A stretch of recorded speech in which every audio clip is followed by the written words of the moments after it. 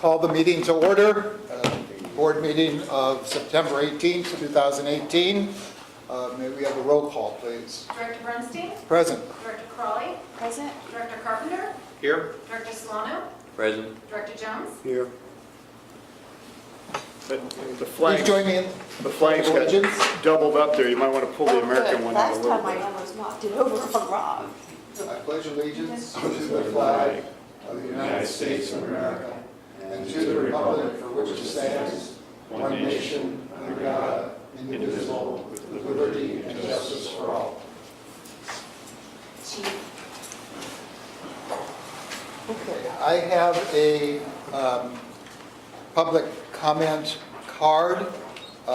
Michael McPherson. And normally we have people stand at the podium. This is for items not on the agenda. I'm Michael McPherson. I live on Watkins Avenue in Atherton. I would just like to urge the board not to take any action that constrains future boards from having the same responsibilities that you have. I think it's, in my opinion, it's not good governance to force future boards to take positions or actions that you yourselves could take. I think it asks for unintended consequences. And finally, it, to me, indicates that you feel as though future boards are less capable than you all if you were to take the position that they would be constrained from doing something that you are currently able to do. So that's my position on that subject, and I thank you for allowing me to speak to it. Thank you. Thank you, Michael. Any other public comment? Okay, we'll move to the item number 1, which is the CERT report.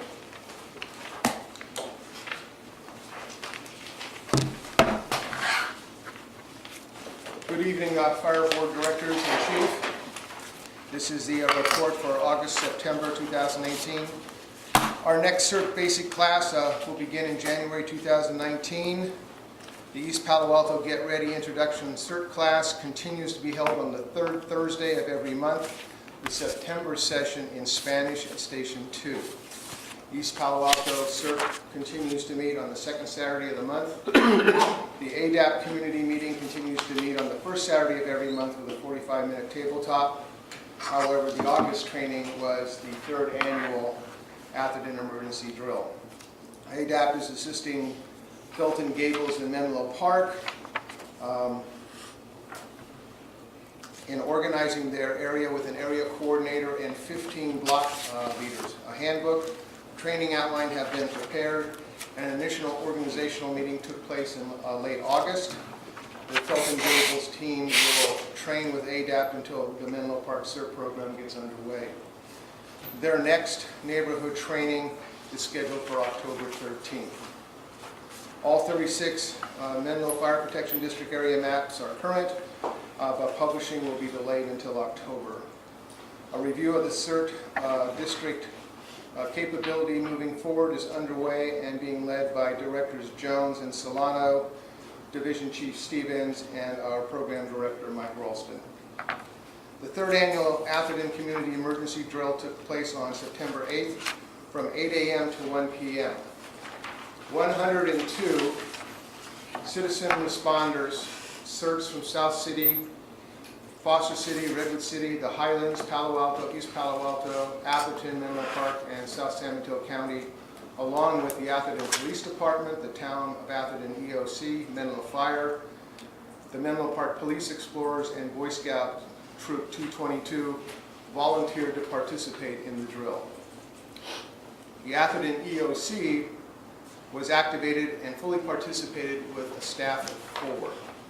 Field leadership included drill coordinator and PIO Ralston, the safety officer, incident commander, communications, plans, a situation unit, operations, logistics, a medical team, a medical center, traffic crowd control, incident support, volunteer and resource management, 2 reconnaissance teams, 3 medical field teams, and a field rescue team. Integrated ham and FRS, GMRS radio communications were employed. Menlo Fire conducted field drone operations. 41 incidents were assessed by reconnaissance team members and went forward to the ICP for their response. 18 casualties, 17 of which were live moulaged victims, were triaged, transported, and treated by 2 doctors and an EMT at the CERT Medical Field Operations. An 8-person mass casualty extrication was successfully completed in 2 separate locations within a partially collapsed building and was accomplished in 34 minutes by 3 medical field teams and a rescue team. The first ever joint CERT Atherton Police Medical Field response to a gunshot victim was successfully deployed, and the victim was transported back to the ICP medical area. The first ever bilingual field training in English and Spanish also took place. 7 chaplains from Oakland, Redwood City, Palo Alto, East Palo Alto, and Menlo Park, 6 of whom are from the United States Community Chaplains Association, augmented our response effort. 14 members of Boy Scout Troop 222, along with 3 parent chaperones, played an important role in the drill as live victims, traffic crowd control, and communication coordinators. Sponsorship by Pete's Coffee, Trader Joe's, Safeway, Ace Hardware, and Round Table Pizza were a great hit with the assembled responders. And lastly, we received a favorable article in the Almanac on September 14th. Thank you very much, and if you have any questions. Yes? I had a question about the CERT training. There were several people that I had trained in the Get Ready program that were interested in the CERT training. I was wondering why it was canceled. May I address the question? I'm sorry? I can address the Oh, question. please. As I sent you the email, Michael can answer that. But I understand who did it, but I was more interested in why it was canceled. It simply was a matter of there weren't enough numbers to justify it. We had made a very strong push to get those numbers up on that particular one, but at the end of the day, there were not enough numbers to justify it, so it made no sense to go combine that with the following course. I see. Yeah, unfortunately, I think the 2 people who wanted to take it from my training hadn't yet signed up. They were asking me about it on Thursday or Friday, so it was that last minute stuff. How many, what's the critical number to be able to conduct it? Well, we've been conducting it at lower than what would be an ideal teaching critical number. So we've been conducting it at as few as 12. We taught one course down to 7 people, I believe it was. But ideally, you're having 12 to 16 people in there because of the way the members work out. We had 4 or 5 signups. It made sense. It wouldn't have been a good use of those times as well as so we're retrenching. And can you give me the exact dates of the one in January? Can I send that to you? It's I can look it up. Maybe what's the first, did you said the date, didn't you? Or did No, you I just said say Jan-? It's the end of January. The third week of January. Okay, that's, It's actually published on our calendar on our website. okay, thank you. Yeah. Are there other questions? I just want to thank Tom and his leadership and all the things that y'all are doing. I'm sorry I missed the exercise, but I heard it was great, so thank you. Well, it did set a record. Menlo Park set a record at 95, and we were all surprised when Atherton set the record at 102. So it's the largest participation. And as I said, we did 3 first evers. We did the mass casualty extrication, we did bilingual education in field, and are forming a bilingual field team with 2 members who volunteered to do it. And then we did a joint CERT police response to, as I said, the gunshot victim. Those were all first evers. Thank you. You're welcome. Okay, do we have anyone from the Firefighters Benevolent Association? Okay, we'll move on then to item number 4, presentation by Jennifer Strauss. And I assume you're Jennifer? Yes. Okay. Do you want to switch things up? to the Oh, did I skip? Oh, I'm sorry. No, it's all right, let Jennifer go first. That way- would work better, right? Yeah, I agree with that. I'm sorry, I skipped 2 when we did that. That's all right with you, Chief? Yeah, absolutely. I And was is that all gonna right with suggest the it, board? Is that all right with the board to? Yeah, Sure, fine.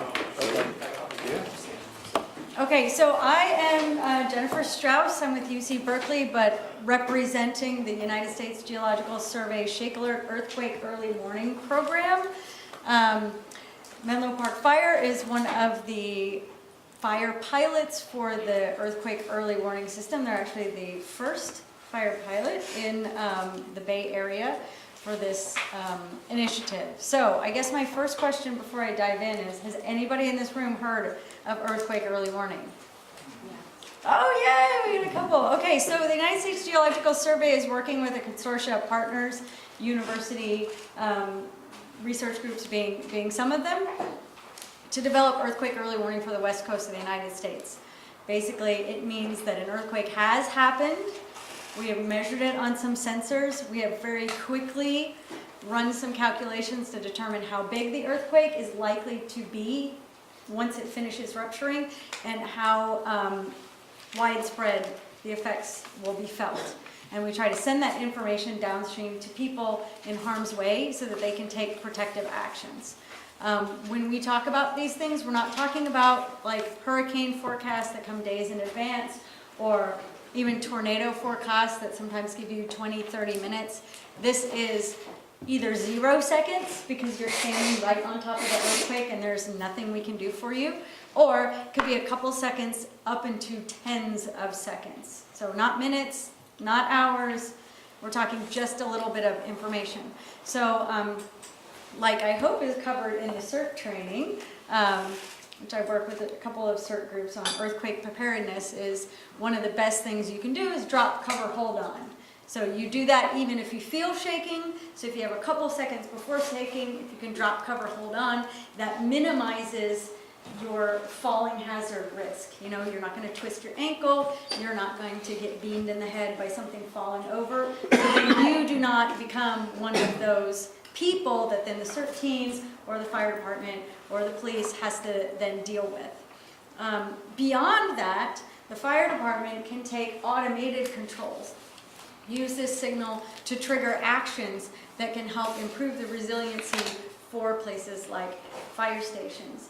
As we saw in the Northridge earthquake that happened in 1994 in Southern California, one of the big issues for dealing with fire following earthquake was the fact that the earthquake caused many of the fire station bay doors to get jammed, and so then firefighters had to spend time axing down the door so they could get their equipment out so then they could go fight the fires. And as we've seen in many modeled solutions, the most recent one being the haywired scenario, which is a new tabletop exercise that came out, talking about an earthquake on the Hayward Fault. Fire falling earthquake, really bad. You get a bunch of tiny little ignitions, and if you don't respond to them quickly, they can turn into very large conflagrations. So we're working with Menlo Fire, and thank you for Chief Chapelman to invite me to come speak to you today to talk about the great participation we're doing with Menlo Park Fire to start probing some of those reactions that the station could take so that the fire response is the quickest and best that it can be, even in the face of an earthquake. So I don't want to dive too detailed, me pontificating at this podium here, but I'm really here to answer questions you have about the program, about Menlo Park's involvement, any burning questions that you've been dying to ask somebody about earthquake early warning and why it's not a thing yet. Well, Jennifer, let me say a few things. So we've been at this for actually a few years. Mm-hmm. And one of the other partners is TEA Communications that handles all of our infrastructure for radio and so forth. So, you know, we've worked with them, Jennifer's worked with them. Yeah, I think early on there was some frustration just because of, you know, where this needed to be. It was going through the state, there was a lot of, we're going this way, then we're, yeah, a lot of paperwork, you know, going this way, not going, and then of course things happen and funding happens again and things are moving. Which is a little frustrating, I think, for them and us because, you know, other countries like Japan have this. So we're not reinventing the wheel here, you know, we're just trying to use maybe a little bit different model. But most recently, when I talked to the president and vice president about this, with Jennifer's help, we've kind of quelled the waters of TEA because they were frustrated. And we've actually started to look at other vendors, not so much to duplicate what TEA does, but to enhance it. And so, she mentioned that we're the Northern California Fire Agency. There's a Southern California Fire Agency that's doing this as well. So we've been phoning around. We found with Jennifer's help a number of vendors that we're currently looking at to see, with what type of platform can we integrate to actually make this work, right? Because that's the end of the day. The technology is there. How do you make it work? And then what's your reoccurring cost for maintenance every year? What features on your platform are available that we could use within our communication systems? And, of course, we're looking at the 2 new stations first, because quite honestly, those have, the upgraded systems to where, it's closer to what I would call a smart station. It does, you have the ability to turn the gas off. You don't have that at every one of the older stations. So, we'll start probably with the first 2 stations being the newest ones because it would work more effectively there. And then look at, what would be the cost of modifying the others. But, that's kind of a segue where we are. But again, Jennifer's here to answer any questions on how it works behind the scenes, right? Yeah. And to jump off this like technology vendor thing, currently the United States does not have the capability to send mass communications to people in the sub 3-second time frame. We're very good at having your newscaster talk about the coming hurricane, very good about sending amber alerts or flooding alerts, but when you're talking about, masses of people getting them communication, we're just not there yet. And so that's why these new technology enablers are coming up with faster technology that can deal with this sort of thing. So, Go ahead, Robert. so would the alert, would it be as simple as a drumbeat going to the fire district? Or is there something a little bit more complicated than that? And how would that, once it gets to the district, how would that then translate to the alert system? So 2 different things. And, I'll let her speak to the ground-based sensors, which I think is a key on this whole thing too. It's where they are, what they do versus the signal. So the technology is there now to alert the station through a tone of some sort, or even a verbal. It depends on what you want to pay. Open doors, shut off the gas, turn on lights, the whole 9 yards. As sophisticated as the station brain is, so to speak, in a new building, is as good as you can program in. So on our newer facilities, that's relatively easy because it's got what we call a smart system in it. For the older ones, that's more difficult. Then the other part that I know the board is interested in, because we purchased the LRAD public notification system, which is, could you use those firehouses to send out a signal community-wide in an audible to let people know there's going to be an earthquake. We haven't talked about that too much yet because we're just still trying to focus on getting it into the building and then making sure that that's working. So, again, you want to talk about how many ground sensors and all the other stuff that's so around we have our target is about 1,600 sensors going all up and down the West Coast. We're at about 900 now.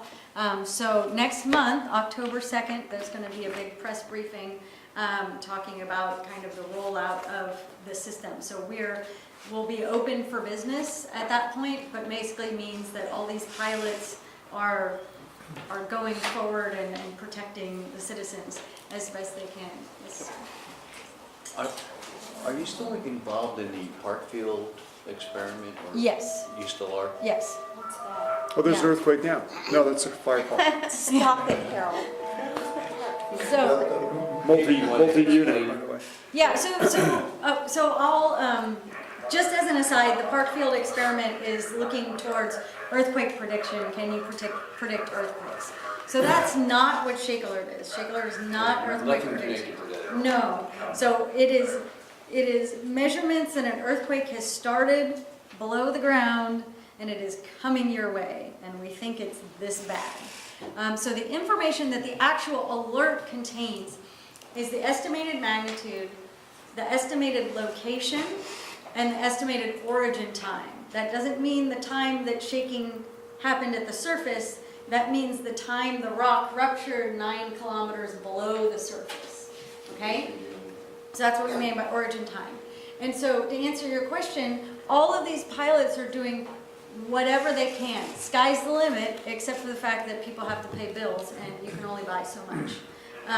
So for a general public alert, which we're not at yet, we're not rolling that out, but future phases where we give out public alerts, we're working with the FEMA IPAWS VIA system, we're working with various app distributors, radio, data casting with Cal OES.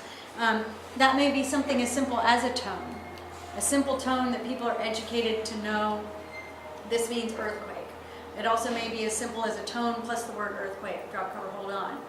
But other more sophisticated applications that actually are doing more than just protecting a person, but are protecting assets and infrastructure, that can take those same 3 data points and do whatever you want. If the earthquake is this big, we want to do X, Y, Z. If the earthquake is this big, we want to do NPQ.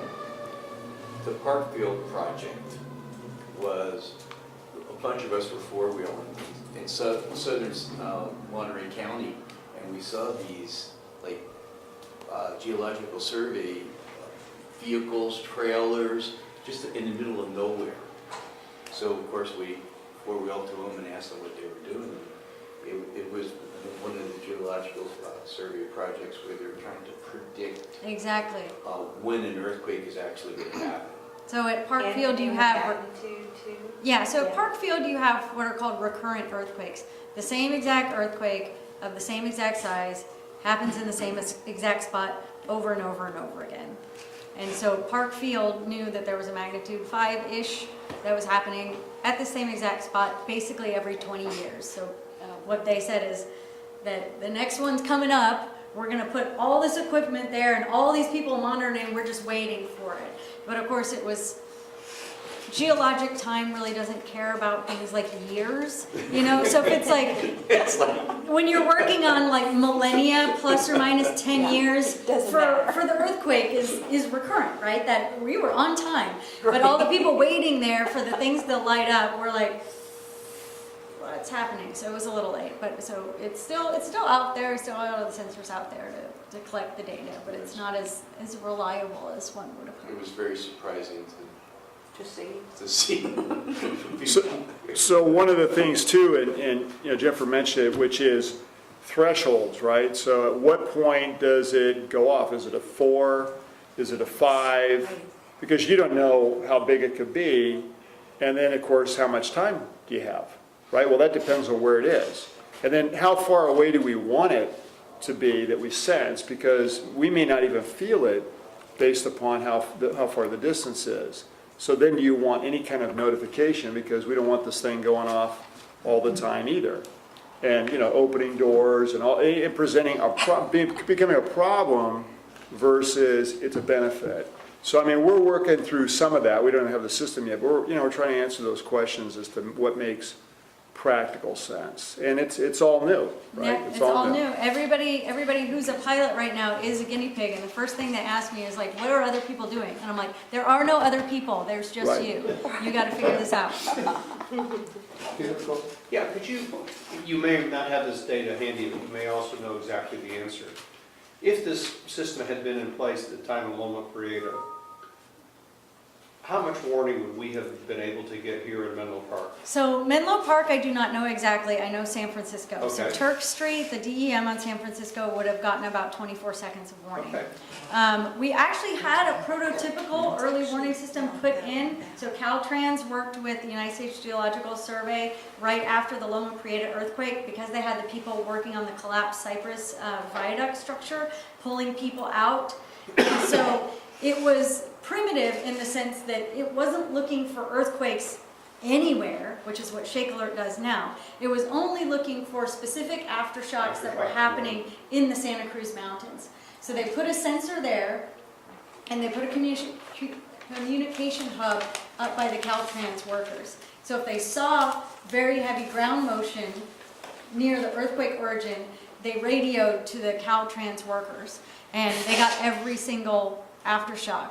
And especially on that like rubble, you know, even a tiny shake that normally we would barely even feel here, could cause a lot of Well, compromise. that's a long time, when, you know, if people are trained to respond quickly, or we have automated systems, you know, that is a long time. That is a long time. But haywired, so the Hayward fault scenario, magnitude 7 tabletop exercise that just got put out, people in Oakland get no warning.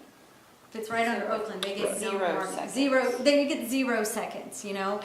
You look towards Fremont, that's a couple of seconds. Outside of that area, Menlo Park probably is close to the San Jose Sunnyvale, just because across, that's about 12 to 15 seconds. So, you know, Loma Prieta is a great thing to think about because it was very destructive in these liquefied soil regions like the Marina, Cypress Viaduct, really bad for those areas. But it was good in the sense that it was up in the Santa Cruz Mountains. Not a lot of people live at the epicenter. So if you then switch it around and think about a really urban earthquake, you know, it helps a lot of people on the outskirts, but not the people directly. So this is not a replacement for having good training and exercises and really good buildings. You know, this is just another tool to try to reduce some of those after earthquake cascading failures. You know, you remove some people from the triage line, you remove some fires from the thing, you can do a lot better with what you're stuck with. And one of the things too, just so you know, because I don't think I've ever said it to the board, but you know, I think what a lot of people are waiting for is state funding, which we've discussed, and they're going to be waiting for a while. So we jumped ahead just because they said, I'm not worried about waiting for them to do something. We want to do something, you know. And so we've kind of been, you know, stumbling along, maybe is the best way to put it. But, you know, but we're getting somewhere, and it's taken a few years, but I think we're getting closer. I mean, currently we're working with at least 3 or 4 vendors. So, you know, if we need to identify where funding can come from based upon what the cost is going to be, you know, we'll do that. But I think where other agencies maybe are more constrained is they expect the state to pay for that, whereas, you know, we looked at it as with new buildings and this technology, what are we waiting for? You know, if we're waiting for that, for everybody else to do something for us because, you know, we're not willing to pay a little bit of money to make it safer for our personnel in the station, or have that ability, that just doesn't make any sense to me. So, you know, I think we kind of jumped ahead, and I know you were a little surprised when you got the phone call, and have been somewhat persistent about, okay, well, how come Japan has it and we don't? And now Mexico has the system Yeah. as well. So, you know, we're like behind. South Korea also. Yeah, we're behind a number of countries now, which makes it even more frustrating at times because it's like, how come we're not there yet, Yeah, right? and you know, for 2 good reasons, especially Japan and Mexico, the 2 main reasons is because their largest earthquake threat is not right under their feet. So they could make do with a lot lower technology than we make do with, because everything's on top of us. And also our culture is less tolerant of mess ups, you know, they just want to, like, you know, get frustrated. The other thing is we have not had a severe mass casualty event after an earthquake. So Mexico City, 1985, they lost, you know, tens of thousands of people. Earthquake early warning system magically funded right after that. Kobe earthquake, Japan, 1995, they lost, again, tens of thousands of people, and magically right then the funding is found. And so the United States is attempting to find the will and the desire to create the system before a mass casualty event. And we're basically doing it because of good leadership like that of the chief. Harold, how do they turn off the gas with the system? What's the interface? What's our system? Yeah. So there's 2. One is in all the new stations, they have basically the bubble with the ball in it that puts the marble in the pipe. I mean, that's how I equate it, right? This one actually uses a valve that in every station we have an automatic shut off. They just need to hit the button before they go. So we literally can shut off all the gas appliances in the kitchen at the push of a button. That's what I mean by smart stations. Automated even. Absolutely. You know, and same thing with the doors, you know. And Jennifer won't say this, but I'll say it. You know, sometimes government just gets in the way. And, you know, my experience, you know, with FEMA and others, I mean, they're the weeks, months, years. We're the second, minutes, hours.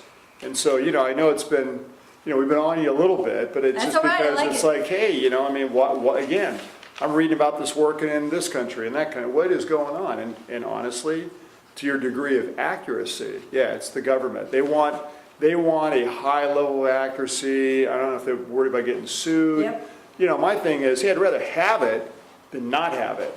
And, I don't expect it to be perfect, but at least, 10 seconds, 20 seconds is better than no seconds, right? Yeah. As far as I'm concerned. And we're So, seeing a shift in this, especially after the North Bay fires in October of last year, that Cal OES I'm has, sure you are. has taken this into account and said, you know what? I'd rather just send out a warning, and if it's not perfect, People we'll would deal with rather that. know, right? People would rather know, and Yeah. so that's another thing that has really pushed this in the recent past 6 months is that nobody wants to have a North Bay fire again, and they'd rather put it out and hope for the best. But the challenge is going to be, we're at the end of another administration coming up in the state of California. So, it's going to be interesting to see what's the next set of priorities. Does this get a higher priority, a lower priority? They reshuffle the deck? I mean, Yeah, we'll Yeah. see.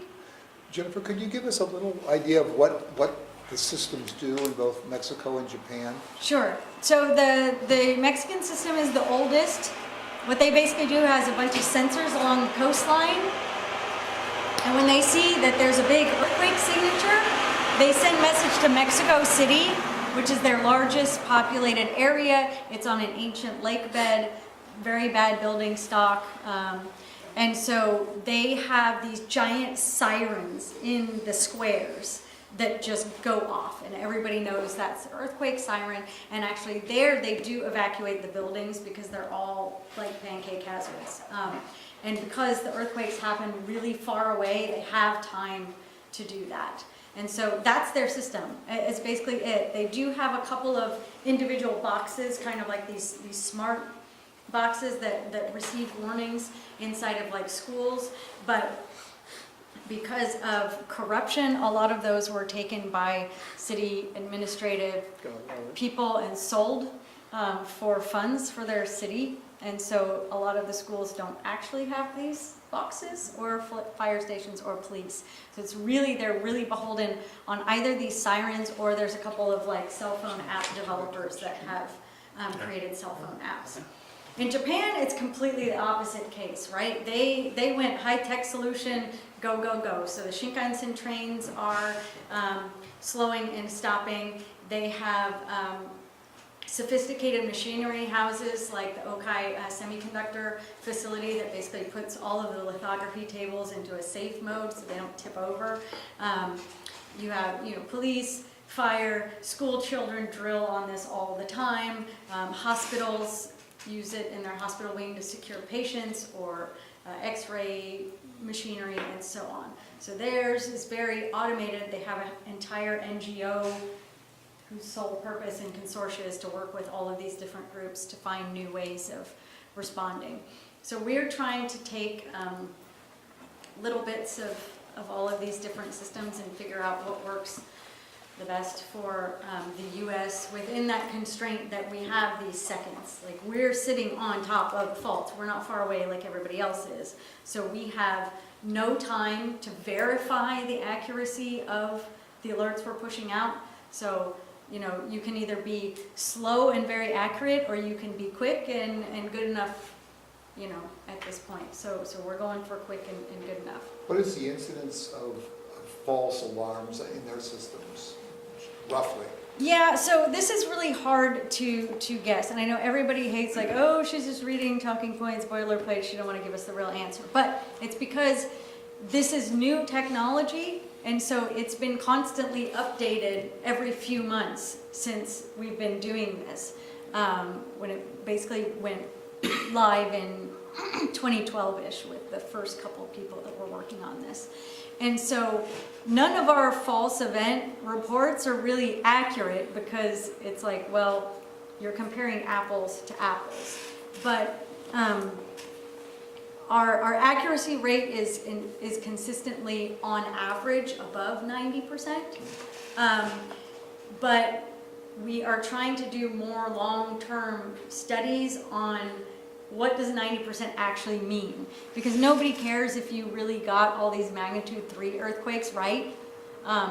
We haven't had a magnitude 6.5, 7, 7.5, or 8 earthquake. So I Yeah. can talk to you all day about how good we do with Yeah. magnitude, 4s. But the question you really want to know is, are we going to screw up when the magnitude 7 hits? And I don't have any data to give you that.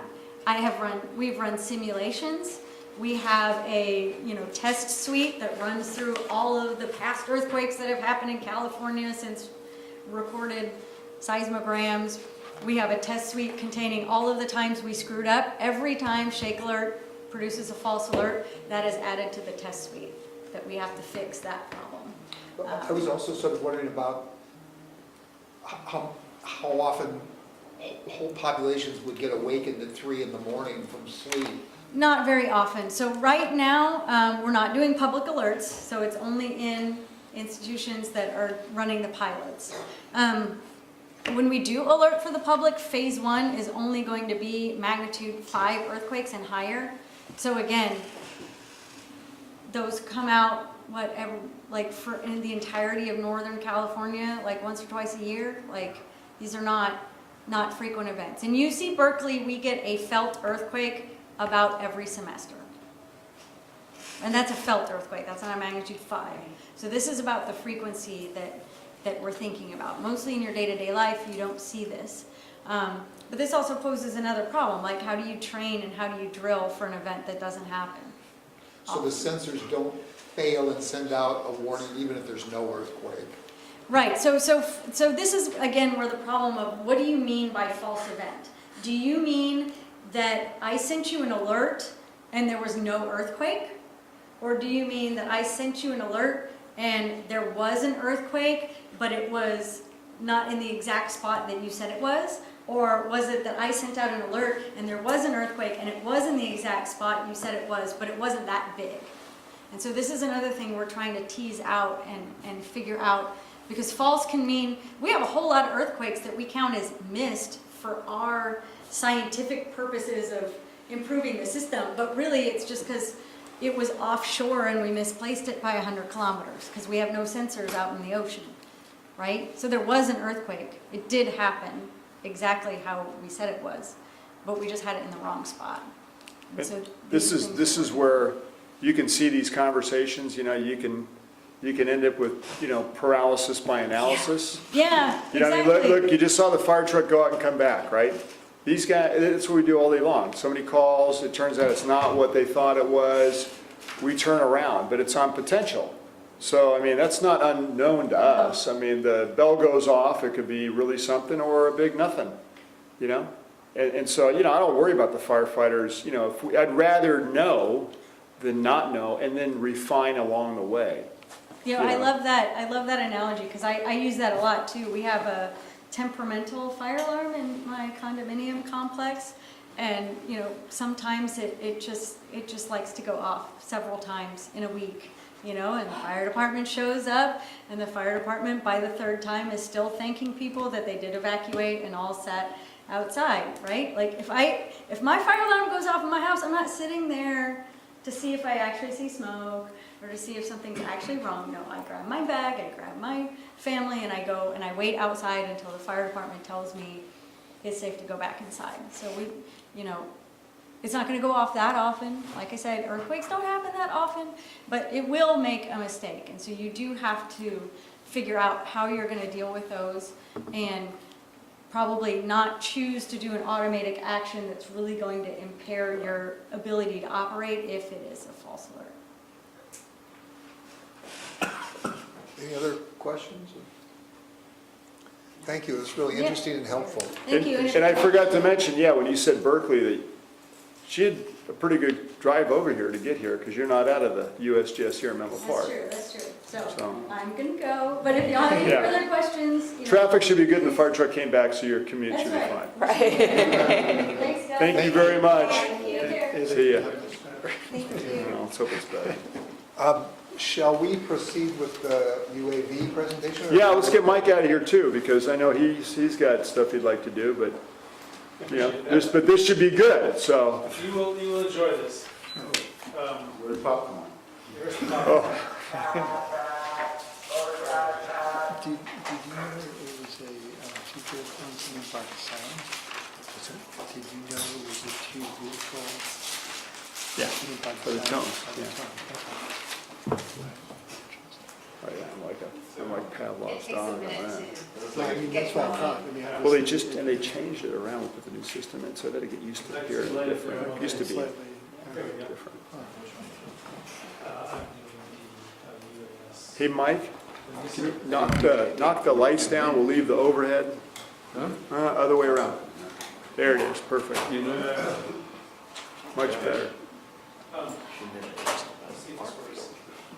Okay, so, directors and chief, thank you for giving me a moment to share with this. I've been asked to throw together a few items as a fire board update on the UAS program and our technology adventures over the past 12 months or so.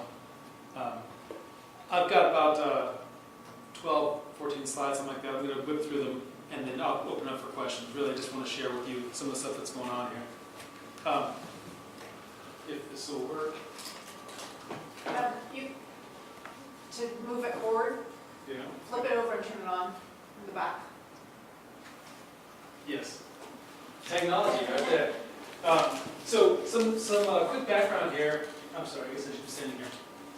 Quick background is the program started about 4 years ago, and we currently have 9 pilots, 7 line guys, two folks like myself who are not line people, 15 more that are in various stages of training, and 4 of us are actually Part 107 certified. And what that means is that's a FAA certification. It's like a pilot's license that you get from the FAA. But that gives us additional protection and the ability to operate even when we're not quote unquote operating in an emergency scene. So we can be covered in the training. It's a very Menlo thing to do. We have done everything by the book. We have certifications upon certifications, which is the way that you need to start a program. We've realized, particularly in this litigious area. So taking care of that. Platforms, we started with one Phantom 2 that was given to us, and now we have over 20 DJI platforms. DJI is the biggest drum maker in the world. We have a partnership with them, which I'll talk about in a minute. But we have a very, very strong relationship with them, and because of that, we've really concentrated on that platform. We are exploring other platforms as well, just from a diversification perspective, but that's where we stand. I will cover this at the very end, but you know right over here, this is the pilot pack, and there's one of the drones there, so I'll hand that out at the end for show and tell. Another way of looking at that, this is a picture that I threw in that we circulated around, but a way of looking at it from a timeline perspective. 2014 is when the chief and others came up with this idea and said, hey, let's start a drone program. Let's see what it means to do that. And believe it or not, it wasn't until 2 years later that the actual fleet was purchased. Right? It took 2 years to figure out what we needed to do, how we want to do this, to do it right. Right?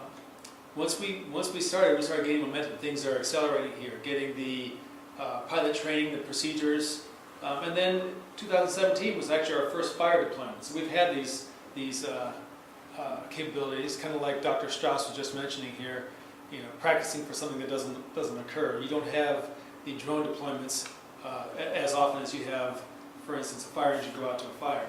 But more and more times we're getting used to and ready and being prepared to deploy these assets. By 2017, we got our certificate of authorization. A jurisdictional certificate of authorization sounds like a mouthful, but that's actually a very big deal. There's not that many departments or districts in the country that have that. And what that allows us to do, bottom line, is that allows us essentially to fly anywhere in our district. Very big thing. So we were very proud of getting that. By 2017, we started having conversations, and you folks have been part of these conversations around the idea of forming these public-private partnerships and looking at technology and innovation as a strategic process that we would start using, a strategic asset. And even in 2017, which many or most of you participated in, we had this our first UAS symposium, and that was our realization that there's an ecosystem out there that we can actually help build or help shape. That ecosystem, we would say, if you put it on a map, by 2008, 2018, that ecosystem was out there. Other people were doing it, other agencies and departments, and were right in the thick of it. And then 2018, that date is about a month from now, is the first mobile technology vehicle will be deployed, and I'll cover that as well. So all these are part of this same continuum. Hey, Mike, Yes, sir. can you go back just for a second? If Or am I going to throw you off? No? So directors, the COA through the FAA, when we started this program, one of the things that the FAA wanted was a separate medical for anybody that was going to fly, and then you also had to have a pilot's license, which was insane. So, they've modified, and I used to not speak very favorably about the FAA and the COA process, but actually, like Mike said, a lot of people are going to a 107 versus a COA, and the mistake that they make that we didn't make, because we've got both, is the COA, you have to prove you're a legitimate governmental entity. Let me tell you, that was not easy. We had to go to the county, we had to get letters, we had to go to the attorneys to make all that happen early on. And you say, okay, well, why'd they make you jump through all those hoops? Because then the liability for our flying is under the organization, no differently than them driving a fire truck. The pilot under a 107, that's their liability. So I warn these agencies that think, oh, we're going to take the shortcut because the 107 is going to be easier to get my ability to fly a drone. Be careful, because your agency doesn't have your coverage. Yeah. There's a benefit in some ways to doing it, and I know why they did it, but we're telling everybody, hey, you want to get legit, it's going to take you a while. NASA helped us, NASA Ames, but at the end of the day, we've done everything. It seems like 2-3 years is a long time, but all those steps that we took were methodical, believe me. Chief, you mentioned, do you need a third-class medical certificate to do this? Not a medical certificate. You don't need a third They class? can use the existing, they can use existing medicals that we have underneath our annuals, but quite honestly, they don't even need that anymore, because it's not going to be a pilot. So there isn't, okay. Yeah. All right, because They're going to look at you, if you say you're an agency outside of having to prove that, which seems like it's a nonsensical thing, but it wasn't, is, you're building legitimacy. They don't give you a COA unless you can reach a pretty high bar. So, and I'm glad we did it, because now, we can fly at night. Mike will get into probably some of those other things that we can do, but, we can fly anywhere in the country, which is what opened up the door for us on the hurricanes and the USAR team to use the drones anywhere, which others did not have either. It's a Thank huge you. thing. You can't underestimate it. In fact, last point on that is that it says jurisdictional COA is certificate of authorization.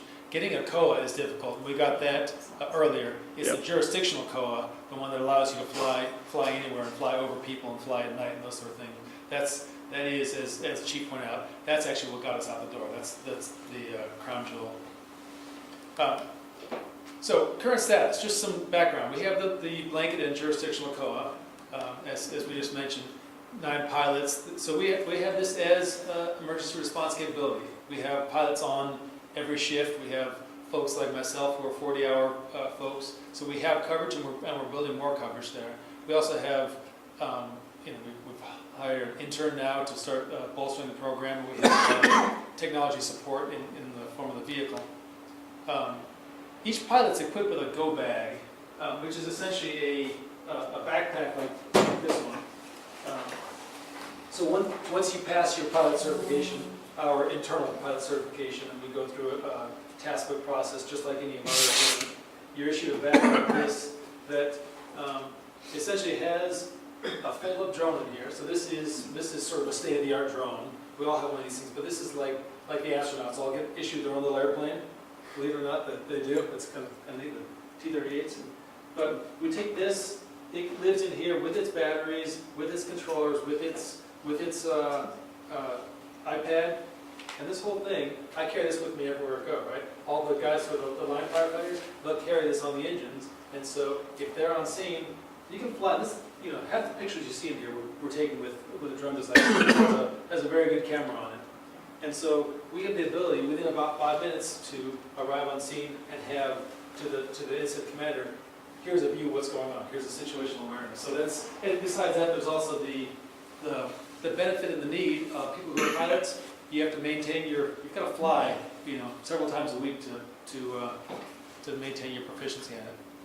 I didn't bring it in here because it's pretty big and unwieldy, but the Matrice 210 that's our workhorse. It's a drone that's about this big, right? And it's capable, and we carry it on the battalion vehicle. So at any sizable event, that's already there. Now the trick is that that's there. Like let's if I can use Chief Chaplain as an example. If he were the battalion chief, he's there. It's there with him, and then one of the people who's a pilot, either on the scene or later on the scene, goes into his vehicle and gets that drone and launches it. It has capabilities such as a very high resolution zoom camera, so you can read your badge number from 300 feet. It has FLIR, which is a infrared camera, and that we use extensively. I've got some pictures at the very end from our burn prop where you can see what that's useful for.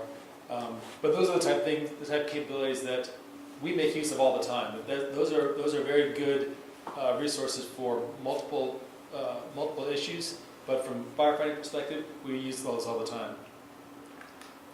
And there's expense in that. And there's expense in that. Yeah, the camera platforms are where we're that's spent some money. Yeah, thank you. That's a really good point. Is that the cameras pay for themselves because that's what you're getting. You're able to go and see your incident while you're still a safe distance away. But as you can imagine, the technology in the drone itself is expensive, but the real asset is the camera. And those cameras are usually interchangeable amongst some of our different platforms. Just some background. These are things that I think or I hope that all of you folks know or are able to repeat. But improved situational awareness is one of the number one thing people say. Why do you use a drone? Oh, there's just toys. Well, no. Any kind of emergency response, crisis response, disaster management is about one, knowing you're in a crisis, knowing what's going on. Right? If only what you can see is in front of your face, you might not be seeing the whole thing. That's why when you approach an incident, you walk around it, you go around, you try to get situational awareness. Well, imagine if you could do that from the air right away. So situational awareness is a big one. Firefighter health and safety. Because of situational awareness and other things, you're able to see where those hazards are. You're able to notice where your people are, track your people, and see some hidden hazards, that sort of thing. Hey, Mike, let me. So, directors, on that one of the ones that stands out for me is when they flew the drone. We thought we had a meth lab at the VA hospital, that housing complex, and they flew the drone right in the room and could look and see, what was going on in there. And we never had that capability before to do that. So when we talk about health and safety, not only does it help you with approach, it also lets you know that there's no one left in there, as an example. And so you don't need to rush in there and put people in harm's way. And on the improved situational awareness, I always like the analogy of, if Custer only would have had that at Little Bighorn, right? Be a whole different world. Yeah, Yeah, that's a great analogy. Sitting Bull did. Yeah, exactly. Yeah, they watched him for days. The example that the chief was just referring to with the hazmat situation, we'll talk about that in a second, that was done with a drone this size. It was one of these little ones. And the good thing is, we deal in minutes and seconds. We also deal with the balance of our investment versus life, and not just the firefighter health and safety, but the community's health and safety. This drone probably costs $1,000 or something like that. The prices come down dramatically, but it's a $1,000 piece of equipment. If this goes in there and it gets damaged or gets hazardous material on it, chances are we can deal with it. But even then, we don't have to if we save a life in the process. It's a very easy calculus. Yeah. We can gain information. These things will fly daytime, nighttime with our authorization. Rain or shine, our bigger birds especially do fine in the rain. Heavy wind, Well, that's what separates us from the hobbyists. One of the things that gained us some notoriety when the San Francisco Creek was going to overbank was that we were out there flying in the rain when the trash guards were destroyed, and even flying underneath at one point. And as Mike just said, if we have to sacrifice a drone for the footage to see what we need to see to make a determination whether or not something's a problem or not, so be it. And that's when one of the drone magazines called us, they couldn't believe that, A, we flew in the rain, because most pilots would never do that because they're going to, potentially damage their $1,000 piece or more equipment. And the other one was, you guys are putting this thing into a place where no civilian would ever do it. So when people say, well, how come you guys just don't use civilians to fly drones? Because they're not going to do that. We're going to put these things through the paces, and we might lose a drone from time to time because we need to get the imagery and the information, and if we lose the drone, we lose the drone. The final thing that we threw out there is accelerated emergency response, right? The better, faster, cheaper. Well, this is the faster. The getting and we live in a district, particularly. I'm sure Chief was just talking about Dr. Strauss having to get out because of traffic. Traffic is a huge and increasing challenge here, right? So there's no substitute for getting emergency personnel and equipment on scene. But one of the substitutes is getting the right equipment on scene and having that equipment personnel know what they're getting into on their way over there.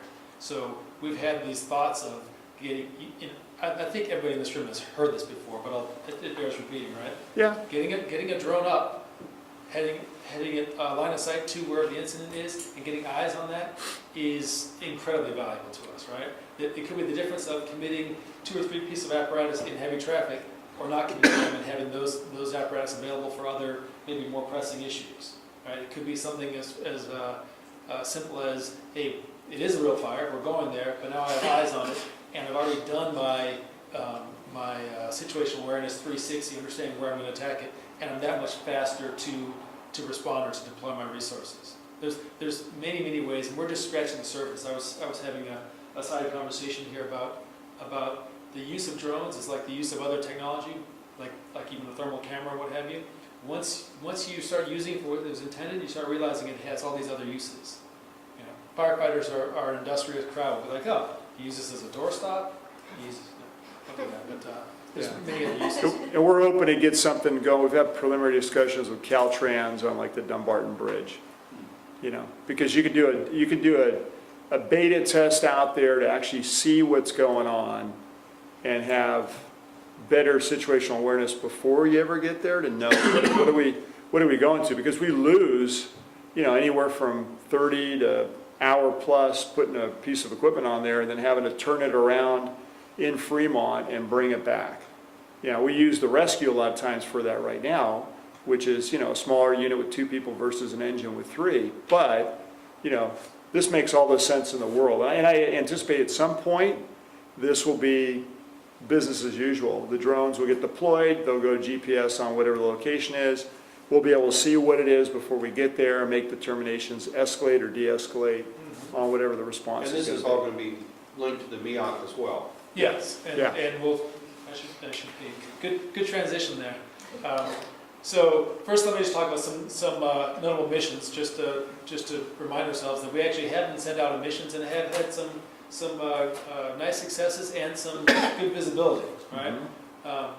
So from a search and rescue perspective, we've used this over the Bay quite a bit, both from training perspectives and have been asked to go and help with search and rescue for lost boaters and so forth. That's where a thermal imaging camera becomes invaluable. Finding a person on the bay, especially in the dark, you can't see anything. It's useful. We've done motor vehicle accidents. That's MVA. Vehicle goes over a cliff or goes into a ravine, and the windshield shattered. Was there one person in the car, 2 people, 3 people? We don't know. And so we err on the side of let's go and scour this area just to be sure. Now, fortunately, in all those cases, in the cases of the cliff rescues, the cliff searches, there were no other people involved. But we help ascertain that. That's good peace of mind for the family. Did you do everything you can to go figure out if there's someone else involved in this? Wildland fires. These are sort of the big ones. We all know about these wildland fire storms, fire tornadoes. We've been to a couple of them. But South Fork fire in Yosemite, the tug fire in Santa Rosa, and the car fire up in Redding. We were actually deployed to all those things, and each one of those deployments, we learned something. We had some successes and some failures. That's actually that's gold for our program, right? Because we're getting better at it, and we're helping to advance the state of the art. In all these things, we did find some strengths of the program, and like for this last fire, this Reading fire, we did realize, hey, there's something we can do back here in the district that'd be very valuable, which is this concept of doing Pano 360, panographic imaging, and mapping the whole area, which is what they asked us to do from a damage perspective. But imagine that here in our district, both in what I call peacetime and wartime, right? If we had the whole district mapped from time to time, and then if, God forbid, a incident were to occur, now we have a reference point that we can compare it to.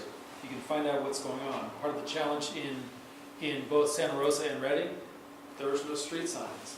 Everything was burned down. There was nothing left there. Where are the roads? What road are you on? The insurance companies were clamoring over themselves, and I know that Chief Sheplin's had these conversations with. Yeah, they hate me. but they realize that you have Well, we have what That's probably not fair. what's very very necessary is the infrastructure of these communities. In order for them to rebuild, they need the insurance companies. The insurance companies, in order for them to rebuild, they need to have a baseline to compare it to, so they can get their claims going. So when I say that, what I mean is, when we knew in Reading, when we knew we were that they were trying to penetrate the system, meaning trying to get authorization to fly, and what we realized was, in every case, it was almost like the ambulance chasers. It was drone companies with the intent to sell footage to the insurance companies, doing exactly what we were doing at no cost under the incident in service to the community. So, you know, what we really provided in Reading, and I give them credit too, because they had a group of technology people involved with this as well. We had, you know, a software capable was, at the end of the day, it wasn't just being able to see if your house was there or not there. It was for both insurance, FEMA, and everything else. All the data was there. So those guys didn't make any money selling anything to the insurance companies, because technically we did all that work already, which I think is a better community service, and is it's a very positive thing, so people can know what's happening. It speeds up their claims.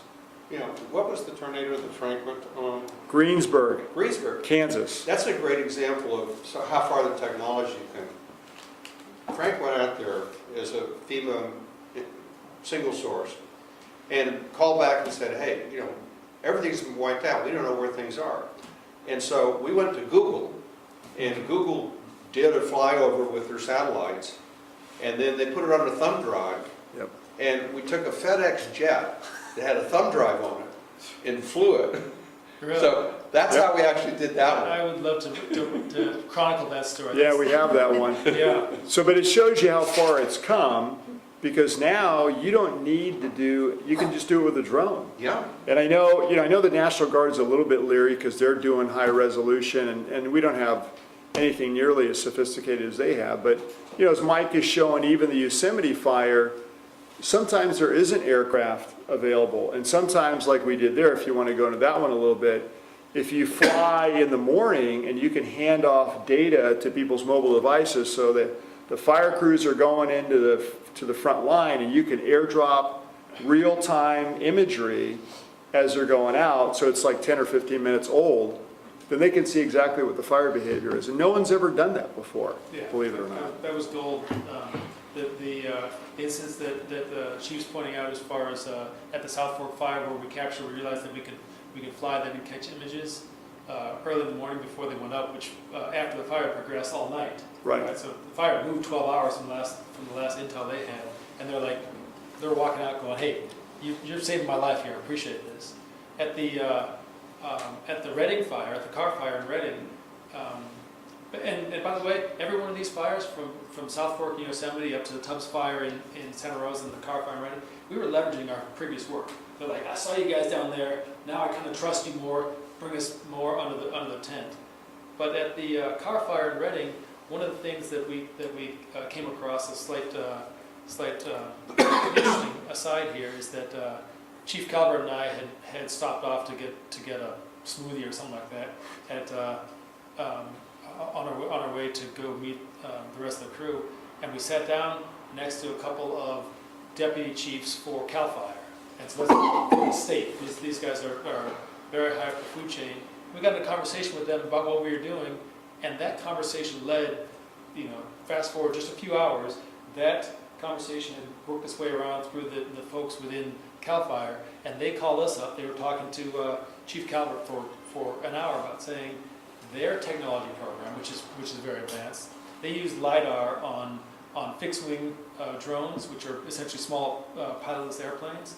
But those fly at 3,000-4,000 feet, some down to 2,000 feet in that range.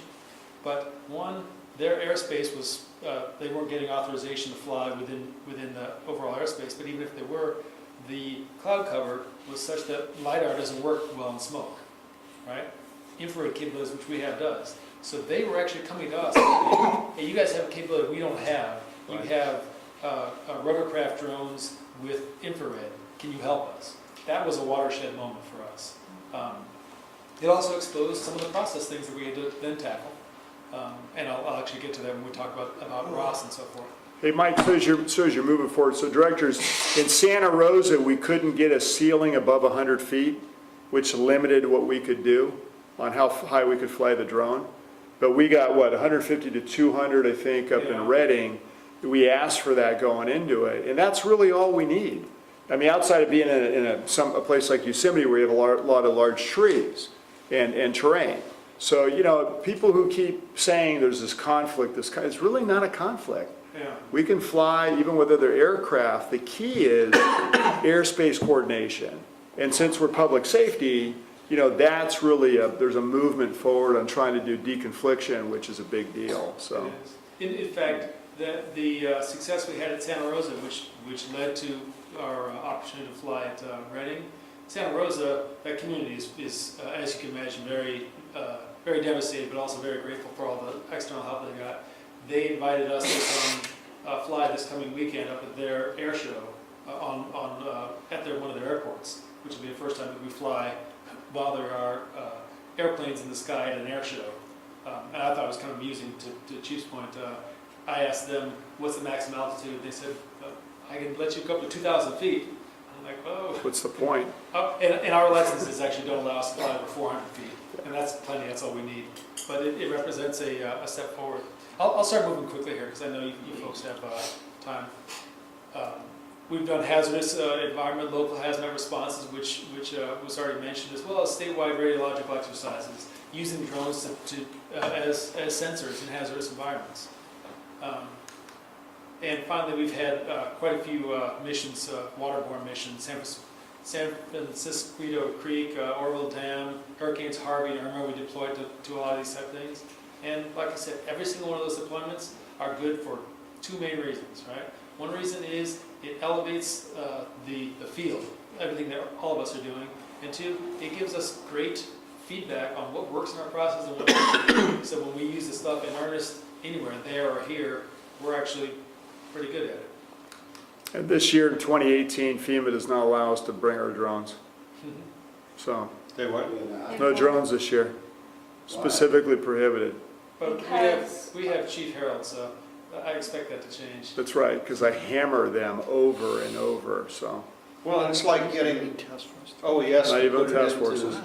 come up with a dispatch code for this capability. Yeah, And until they get a dispatch code for the capability, it doesn't get I dispathed. will cover that. We are working on that right now. That's the good news. That's coming. We're hammering this. For California. Yeah, for California, but California leads the country. All right, MEOC, Mobile Emergency Operations Center. You folks should all know about this. You approved this over the course of the past year as a mobile technology vehicle to help support everything that we're talking about, all the conversations here, even the items that Dr. Strauss was mentioning and so forth. This is that platform. We're going to take delivery on this in a little over a month from now. Yeah, next month. So we're getting very excited about it. There's a lot of work that's gone into this on a weekly basis to make sure this build goes to plan. But just a quick reminder: the 4 mission areas of this vehicle. One is UAS remote operations. So we say for shorthand it's a drone van, but it's actually much more than a drone van. But it's meant to support all the drone operations. It's meant also to support our networking and telecommunication needs, right?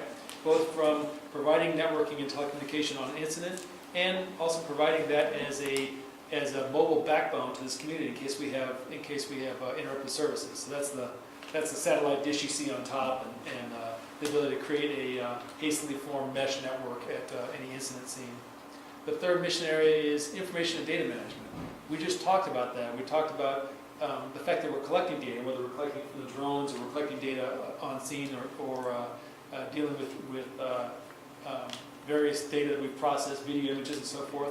We've got to archive that data. There's a chain of custody that has to go with it. We've got to manage this data and even use the software to process this, to add layers onto that data or otherwise augment it. And then finally, from a public information distribution perspective, this vehicle is going to be on scene at the larger incidents. This is a platform. People need to get together and say, what's going on here? All right, there's your press conference, or there's your public address. It has the capability of towing the LRAD system, which was mentioned earlier as well by the chief. So those are the four primary mission areas. This is a picture. I'm not going to read the details, but UAS operation perspective, the four main areas that we use UAS is scene monitoring. We already mentioned the whole situational awareness. You can use UAS for search and rescue. For wildland firefighting, one of the requests that was asked of us again up in Reading was, can you at nighttime fly right above the fire line and give us an outline of the fire? Because they don't know where the fire is. The fire is, their information is 12 to 18 hours old when they're planning. So we said, can we actually fly over that flight line and tell you where this is in real time? Bottom line is, we decided that was not the best use of our technology for that particular component, but we took it back and we said, let's figure out how we can do this for the next time they asked us. And then post-fire assessment, that's a big one, or post any incident assessment. We can go put the drone up. I can take this drone right here, send it up, press a button on the iPad, and it goes in a 360 circle. It takes about a minute and a half or so, and it takes a full panorama of the entire area. We covered about almost 10 square miles in the city of Reading, mapping all the destruction up there. Just so you know how it might be deployed, this is a fun little picture. There's the van from the top view. It has a lot of capabilities that we've actually mapped out. So this is not meant to be the incident command. That's already taken. That's done by the battalion chief, right? This is not meant actually to be the EOC. It's meant to support those operations. So it parks next to them, and then all the technology on the inside, we have somebody, the technologist in there operating this stuff. The green areas are where you interface. There's a little awning there, and that's where you have some of your video screens and sharing of information. So the incident commander, who might be off the screen to the bottom here, can see what's going on, right? The pilot goes to the front of the vehicle, and the front of the vehicle is set up with a number of plugs and outlets, so they can actually plug their controllers right inside the vehicle and get power and video feed from there. That whole area, cordoned off, that's the flight area. That also allows us to use the vehicle's headlights and red floodlights to depict a safe takeoff and landing zone, keeping people out of that area. To the rear of the vehicle in yellow there, that's where we keep all the equipment that we bring, the UAV staging and so forth. And then on the street side, if you will, that's where we have the ability to hang some big screens and project whatever it is we want to project. So we can, if you have a large group, you're trying to do incident briefing, you can do it there and you can show them, this is not just a diagram or scratching out on a whiteboard. You're actually seeing, there's the fire we're fighting, there's the incident that we're dealing with, and you're seeing it. So that's the capabilities of this vehicle. Very excited about it. I think this is going to be a big one on that timeline, because this represents a change in how, we've already made that change, but how other people see that's a way of attacking an incident. I thought the battalion chief was going to be driving this. Once a month, every shift. Oh. Yep. Yeah, and Director Bernstein, to your point, this is describing how this works operationally. Meaning, so the functions of this thing here operate alongside incident command. Incident command can be anywhere in there, just where it parks. Okay, one of the other things that goes along with this, you all know about the warehouse that we've begun populating out in Pulgas. We're also taking a corner of that and turning it into an operations center and technology laboratory. We're probably not going to be wearing white lab coats, but we're thinking about it. But the point of that is that that's a place to store and maintain all of our equipment. Currently, we do a little room down here in the corner, as well as do some of the testing and vetting of the new technology that we're bringing out. There's also the potential of doing some rooftop operations out there as well. So, I mentioned earlier, there's a lot of stuff that we're doing in the background to make this program successful, and very proud of it. A lot of the members of the group have stepped up and taken on roles, so it's a real team effort here. Kevin Menard and White were selected to lead the statewide fire scope committee, and that's the group that helps define what UAS is, what the position descriptions are, and so forth. And believe it or not, it was an interaction that Captain Menard had at the statewide fire scope meeting with the air boss at the Reading Fire, who said, the air boss is the person who's in charge of the airspace. That's sort of the top dog in that equation. And they said, hey, I recognize you from fire scope. Great. And that introduction is what got us the authority to fly there. And the fire scope group, just so you know, this was an air ops group. This was not a drone group. Yeah. The air ops group was looking into drones, and now we're leading that part of this group. So that's been a big transformation. I mean, and again, the keys to the kingdom, so to speak, and acceptance is it has to be in a resource ordering system. It has to be typed. There has to be an equivalency for training and capability. None of that exists, but that's how we operate every day. Whether you're going to be whether you're a dozer operator or a tender operator or an engine boss or whatever you're going to be in the system, you have to be typed, you have to be qualled, you have to be identified. If you're none of those, which is what's been going on, you don't exist. So we will exist because of that. That's been the frustrating part. We've also had the opportunity to, a number of members of the group, to present and asked to speak at various industry events. And this offers us notoriety and offers us a chance to go and find out what other people are doing and build on that ecosystem. Because that's really a lot of what we've accomplished has been through the hard work and effort of the people within Menlo Fire, but just as much has been from all the people who've helped us along the way. And those interactions have occurred at a lot of these gatherings. We've got another one coming up in a few weeks here That you'll be at in Vegas. in Vegas. Yeah. Partnerships, I think everyone here is aware of these things, but DJI is a big one, Matternet, Intel, even Quake. We discussed that before this meeting began.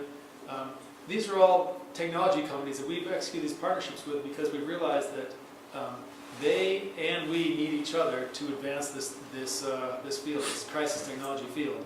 And this is what's allowing us to build such a strong program. So we're continuing to look at that, and a lot of that has to do with the relationships we build, the reputation that all of you folks have helped put in place here at Mount Hunt. Well, and people reach out to us, and we don't need to stay in some of these relationships. So I'll tell you, I mean, we were very hopeful with Intel that was going to go very well. I mean, they did fly in Santa Rosa. And, you know, sadly, they didn't want to identify that they had an inferior product. I'm not sure if people thought they were going to get fired or what was going to happen. We never had a follow-up. You know, I mean, we were there to help them build a better system. And rather than that, I guess the culture was, hey, we don't want to have reality. We're going to continue to, make this sound like it's a great thing when in fact it's not that great.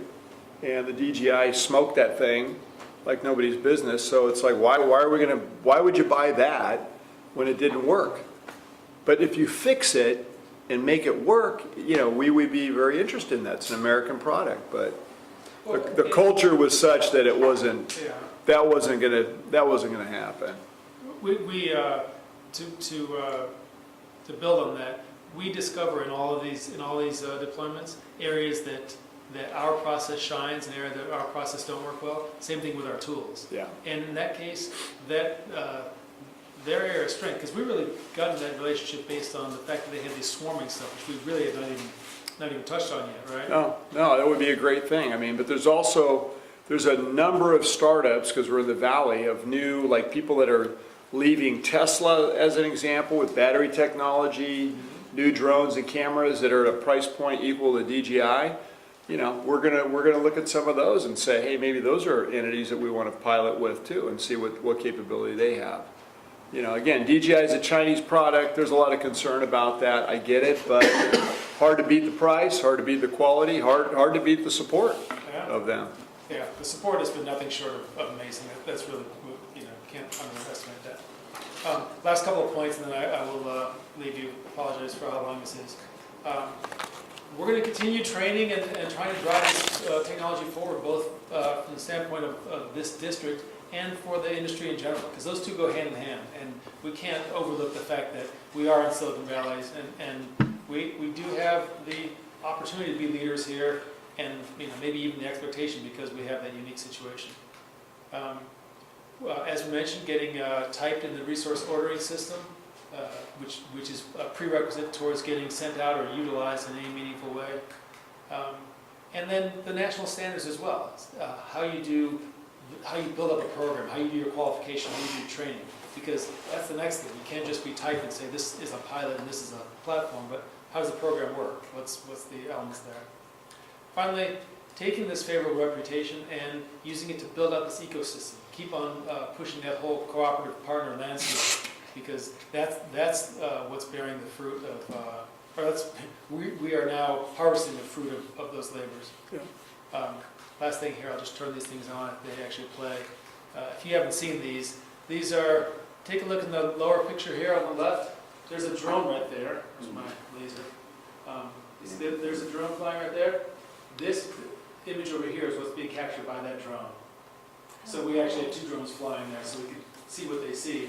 But right here you see there's a big container, a bunch of smoke. I'm not really sure what's going on there. But here you can see, using the thermal cameras, where the people are, where the heat is, what areas might be more of a hazard or not a hazard. So very useful. Anyway, that's my short presentation, and I apologize for the length of it, but happy to take questions. Yeah, Get the lights back on. Yes, sir.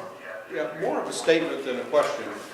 I think it's really important for people to realize that we have taken a very bold step forward, and the drone program is simply the vehicle that we're taking a step forward with, in that this fire district has committed itself to being an innovator. And innovation in the fire service just doesn't happen. And it doesn't happen because there is so much standardization, there's so much training, there's so much emphasis on protocols, that it's often said that standards are out of date, that's why they're called standards. And so we have encouraged, this board has fully supported this, and it's made all the difference in the world. I just raise one caution. When you go down the road of innovation, there will be failures. And we need to discipline ourselves so that when those failures occur, we look at them in the context of what we've accomplished. And we don't look for a scapegoat. We say, well, you know, that comes with innovation. We take risks, and some of the things aren't going to work out, and occasionally we'll have a failure. But the important thing is that we're moving forward, we're doing things differently, we are positioning ourselves for the future. Yeah, notable mention too, Slack. We didn't mention them. Slack allows us to do training up there. And that's, you have to have a certified location to do that, so. That's a coup. Yeah. We are in a unique position here as far as what we have, the focus on innovation, the fact that we have these partners that allow us to do this stuff. And, you know, you hate to say that it'd be criminal not to do it, but it's an opportunity that very few other districts in the world have that opportunity. Well, this is great. I mean, it's kind of opened my eyes to another aspect. I see you flying around, but I thought you were just having fun. But this is the way of the future. I think this is going to save a lot more lives, and yeah, I think whatever we can do to continue to foster innovation, foster learning, I think that's important. And you mentioned skill. I mean, imagine with a screen flying that drone through a door into a room, right? And then having to see everything in the room and not come into contact with something. So Well, I can imagine. That hazmat call was a great example of it. We landed the drone in the room and left it. So they recovered it when they went in the room. For police, it seemed like it would be invaluable, you know, when you go in hostile Yeah, situations. and we've used it for that. Sorry to interrupt you. Yeah, no, Yeah. We've done joint training with Atherton. For active police. shooter. Yeah, for active shooter, and we used a drone for that. It worked brilliant. And actually, in fact, let me correct myself for the record.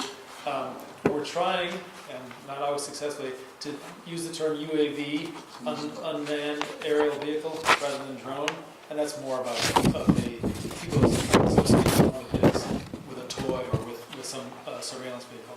That's one of those things we're trying. We'll never get past Yeah, that, you know. we probably won't. Any other questions? I had one. I was curious about another kind of functionality, rather than just the camera. What about payload delivery? Great We're question. working on it. Yeah, that was in the Yeah, presentation. Matternet is a payload delivery drone. It's also an autonomous system. They're doing blood deliveries. Yeah. And so, you know, we've been working with Matternet, and there's a box, and we can put things in the box, including a defibrillator. There's hooks on drones to fly a life vest or a radio or a phone. And so we've been, you know, we have the ability to do all that. When we did the drill in, Sleep Train Arena, Yeah. you know, there's an armature you can put on which allowed them to carry the radiological detection device so they could bring that in as an instrument. But this is all still very rudimentary. I mean, nobody's really out there pushing how that would work. You know, how we look at it, and of course, you know, the drone manufacturers have their own little shtick, but, you know, I want something that's going to do 10 things, and then I can plug and play whatever it is, because that's functionality. They don't necessarily think that way, and I think part of what hurt the American manufacturers is that they tried to make you pay more for a drone than unfortunately a DJI could come into the marketplace with. So what they did is they hit the civilian side, sold whatever, tens of thousands, millions of them. And so that's why the cost and the price point's so low, which then forced all these other entities that are, you know, have a $90,000 entry-level drone, which we would have never been able to afford. You know, it made our program doable.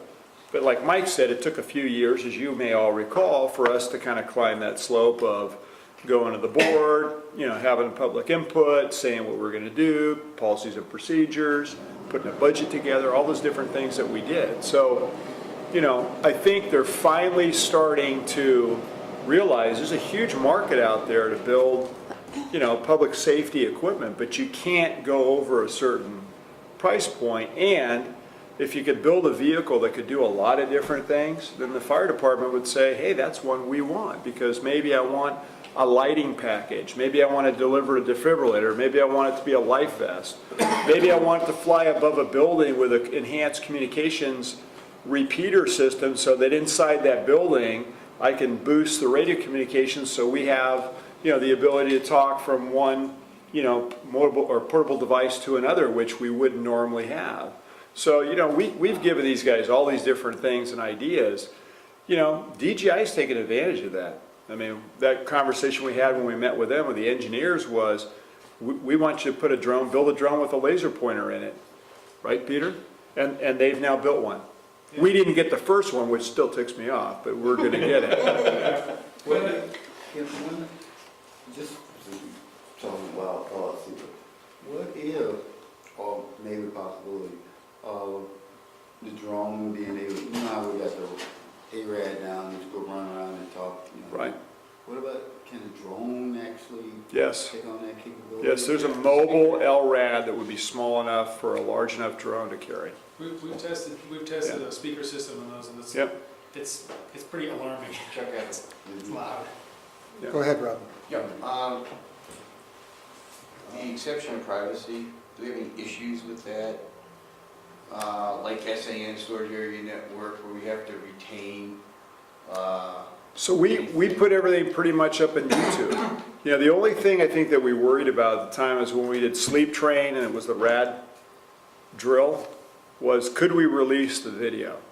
And to Mike's point, if we fly with law enforcement, then there can be restrictions too if it turns into some type of a case, right? We're not going to release an active shooter event where maybe the PD ends up taking the suspect down and they want to contain that. So, but everything else that we do, I mean, we're pretty much open source. Well, because the concern that I have is like every other realm with law enforcement. Right. Where they've got police officers wearing cameras and they have a tremendous data and storage expense. Right. In a lot of these agencies. So. We keep the little SIM cards, which are very inexpensive, and then if it's anything that we actually notably would have, we stick it on YouTube. Great, thank you. I mean, because we're not worried about people seeing it. In fact, the opposite, we want you to see it, right? Great, thanks. If I could add to that, just a couple of finer points, the data management process, we actually have in place to take data that comes from a scene. If it's a law enforcement-based scene, the chain of evidence is preserved automatically because they actually own all the data right away. So we kind of wash our hands of it, if you will. The idea of archiving all this data and building up to be quite a bit of data, there are data management services that we're looking into that will do that, where they essentially capture. So we're not part of the chain of custody then? Oh, we would be part of the chain of custody in the latter case I said, but if there's any legal ramifications to it, our current policy, which we can improve on potentially, but our current policy is we take data from any event that we're working with law enforcement, and it gets turned over to law enforcement, so they own the chain of custody. Great, thank you. Okay, we probably should move on then to. Yeah. was there- Thank you, Director. Thank you. Let's come back then to the item number 3, the fire chief's report. Okay, so directors, you have my information there. Let me quickly move through it because hopefully we'll catch up a little bit on some time here. So I know Director Bernstein asked on the second item, the annual San Mateo County Public Safety Memorial Service is open to all the directors. It gives you, I think, the location of the time here. Basically, it tries to honor the lives of any of the retirees or active duty personnel that would be lost in the line of duty, or, if they die during the year, if they're retired. This was like our biggest year for the number of retirees that passed away. And including, Ricky Torres, who's Rudy's son, that he was serving as a mechanics assistant down in the shop when he was killed in that car accident last year. I'll let Director Crawley probably talk at the end about the American Red Cross Silicon Valley Heroes event. The pancake breakfast is in here, you know when that is, obviously, and then we'll have the drones there flying that day, as we always do. The Holiday Service Awards luncheon, so you can kind of block out the date. We have at least 18 different awards for time and service and so forth for people that will be attending that. The compensation plans is a big thing because those expired in July. As you know, we tried to get through the firefighters' IFF items first, which we've been successful in. So this is one that's totally within the board's control, and I'll be bringing back to you for both groups proposals regarding, I think, what we need to do to renew this. And again, this is totally within your control. The Civil Grand Jury report is in the packet tonight. On accreditation update, Chief Navarro has sent out the standards of cover with some minor edits in it that you discussed some time ago. The strategic plan for accreditation he should have done by the end of the year. I just saw a draft on that, so we can equally be able to respond to the grand jury report regarding that. That doesn't preclude the City Gate proposal that he's going to have in the packet tonight for you. State wildfire deployments, we're at 21 for the year. These are, from individual, which could be a single, to multiple different people going out on sometimes the same fire. And then on federal deployments, we're at 3 with Hurricane Florence. In fact, former Director Ianson is what they call a FOB, Forward Observer, on Hurricane Florence. I'm not sure if he's getting his feet wet. I'm sure he wishes he could fly a drone. That would be more advantageous to be a forward observer, be able to see something instead of being stuck in a boat. The town of Atherton, I know the directors can talk about that, but we set the meeting date for January, and the 3 items that were agreed upon were emergency response routes, area-wide audible notification, and discussion of the matrix report. City of East Palo Alto is in your packet. I reached out to them again as well. As you know, the city manager has left, and I have not heard back, but they say they're going to have the joint meeting, so I'm hoping to hear back from them. City of Menlo Park, Director Bernstein and Crawley, we talked about having a joint ribbon cutting for Fire Station 6. We're hoping to schedule that in October. Michelle wants to poll you in terms of dates that would work. Obviously, we would equally need to reach out to the City of Menlo Park, which Director Jones or the President could do. We have not contacted them yet, but I mean, it would be helpful to know your dates first before we do that. Facebook has our latest iteration of a potential proposal for disaster planning. I haven't heard back from them, but they have the latest version. LRAD, I think we talked about a little bit. It's here, they're training on it, getting up to speed with how it works. UAS program update, Mike did a great job. Sorry it took so long, but there's just a lot going on.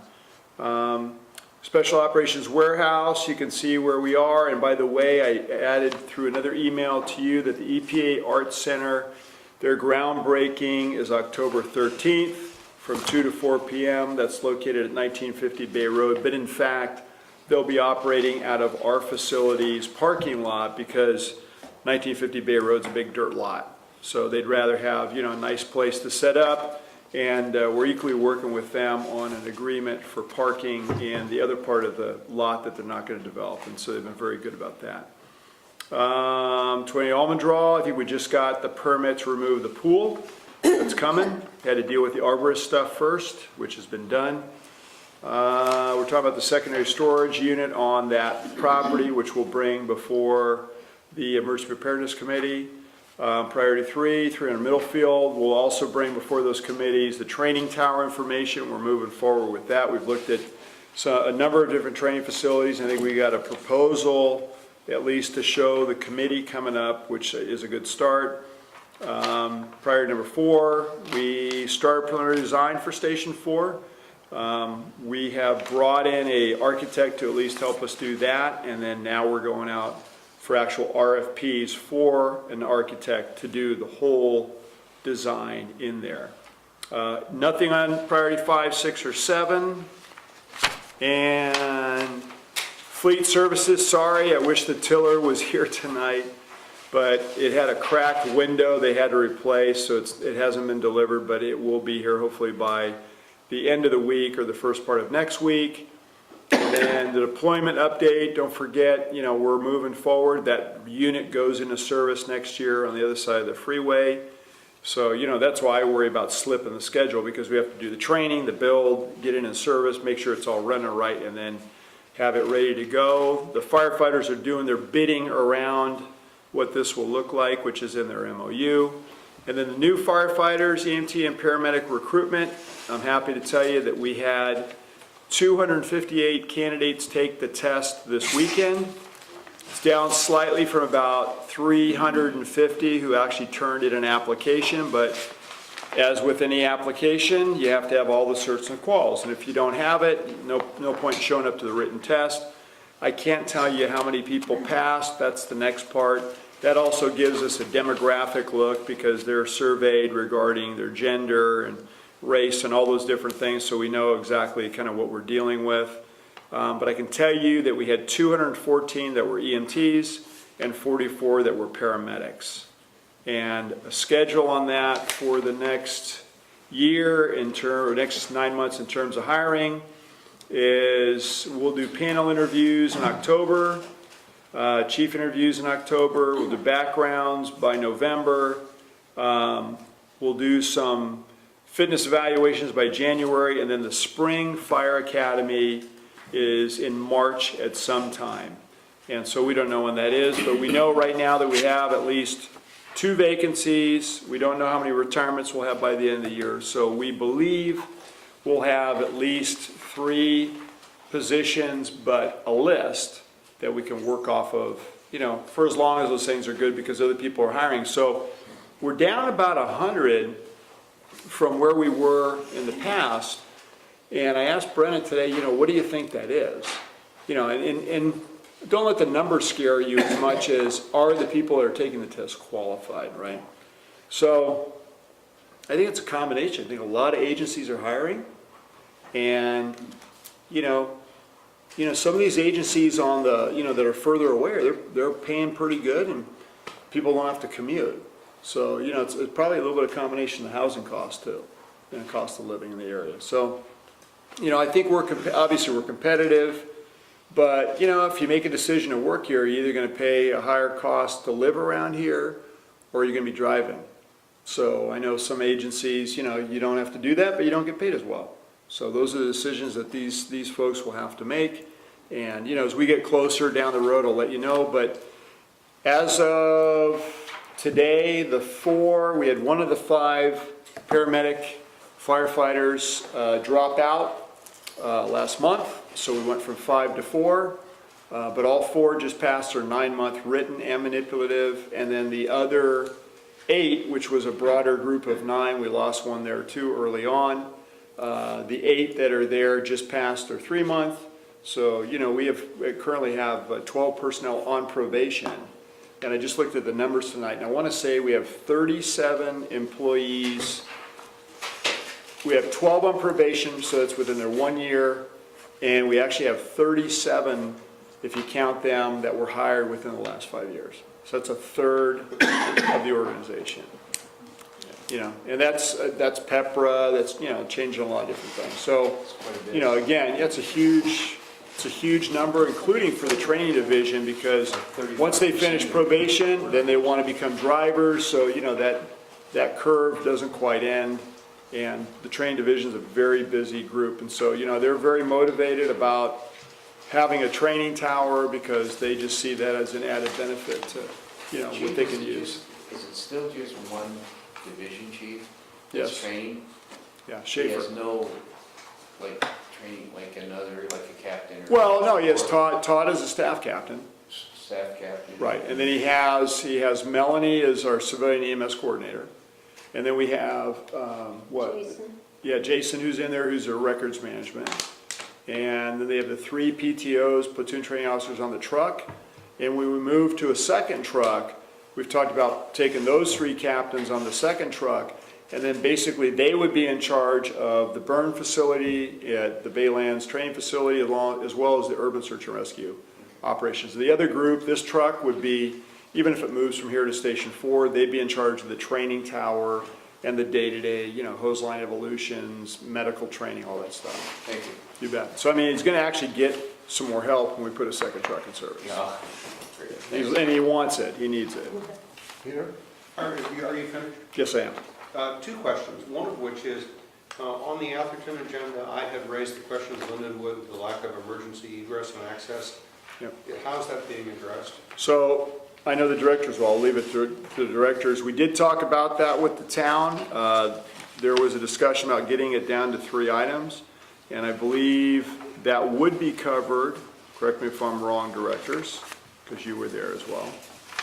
That would be covered under emergency response routes. Yeah, I was gonna, make a comment on it, because that was part of the. Yeah, don't forget about that, because No, I know. it's a huge risk that we just have ignored for decades. Yeah, so that's part of the emergency, that area, and also the Alameda area too. Those are the 2 that have really not been as addressed, it hasn't been And then addressed as LRAD well as. notification was the other part Yeah, of that. but anyway, so truck, that's in there. The second question is on this ribbon cutting.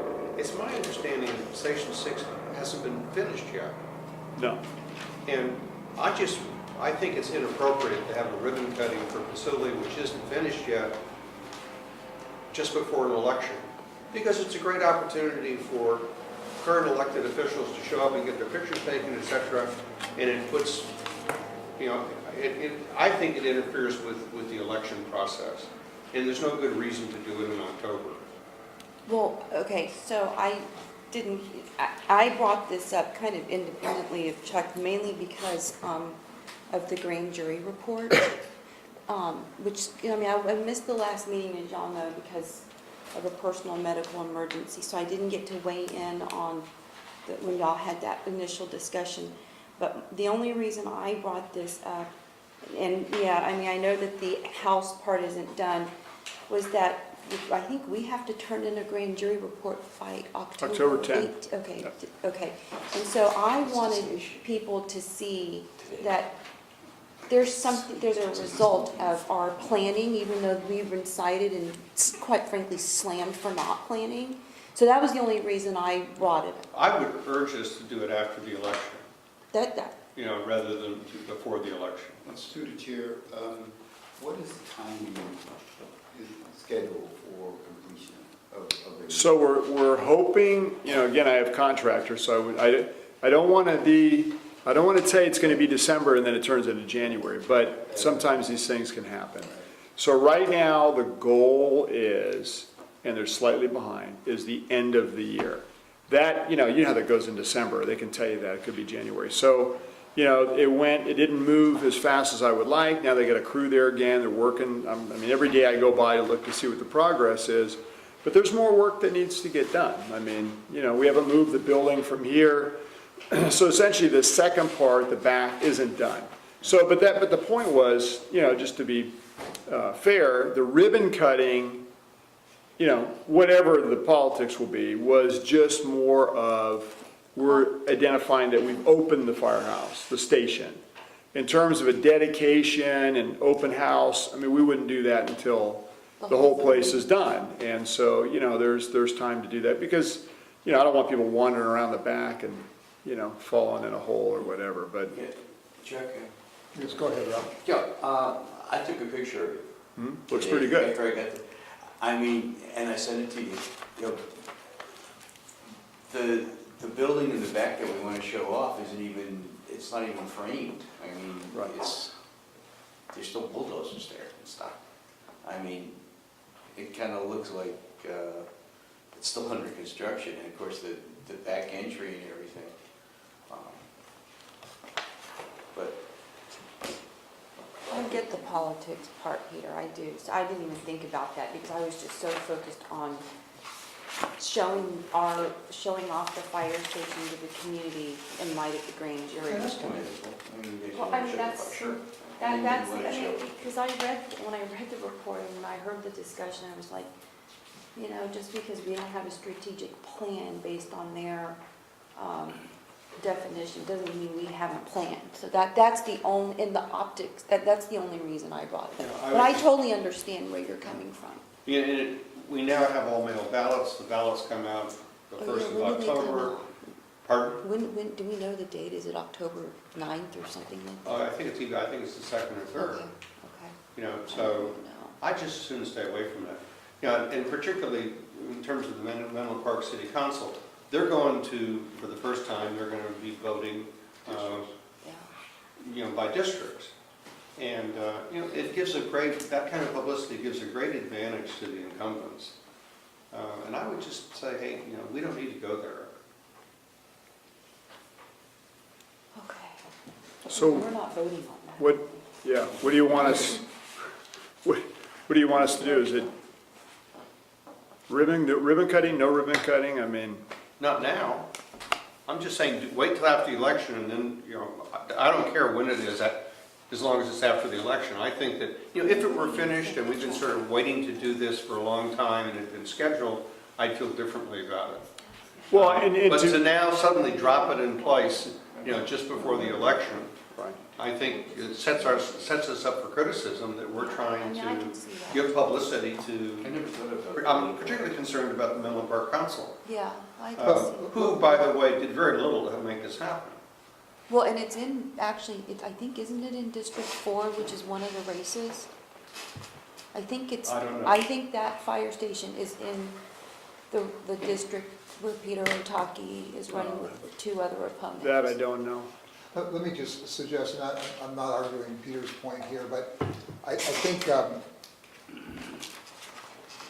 it was a sense, and one of the reasons we discussed this is we were trying to improve our relationship with Menlo Park, a time where there were stresses there, and I can see why somebody might not want to conflate this with the election and so forth, but I think it's worth doing it sooner rather than later, so why not do it after the election?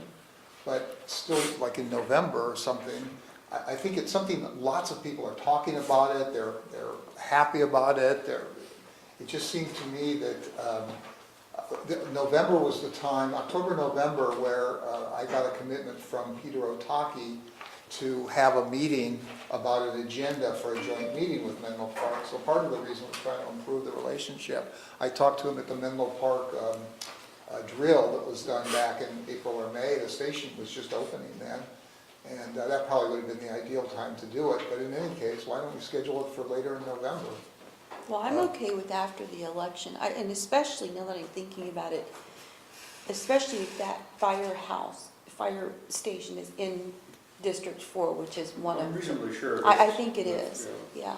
But we could do it in November after, actually. So do you just wanna do before it- it becomes so- rainy and muddy, how about that? Well, but I mean, if we finish it, there's no more mud. Rainy season, Right. and then Yeah, if you finish it, it's gonna little have 12 inches of concrete in the back, because that's what the apron needs to hold, so. If you're really gonna finish it a month later, then it doesn't, what I'm saying doesn't make sense. But if it's gonna be 3, 4, 5, 6 months later, How about in November, when the election's done, I'll let you know where we are on the schedule, and hopefully we'll have a hard date for you that we can, I mean, it's not even moving in, it's a matter of they need to finish the back, right? So we could do it, yeah. After the election's fine with me. I mean, sorry. Robert, go ahead.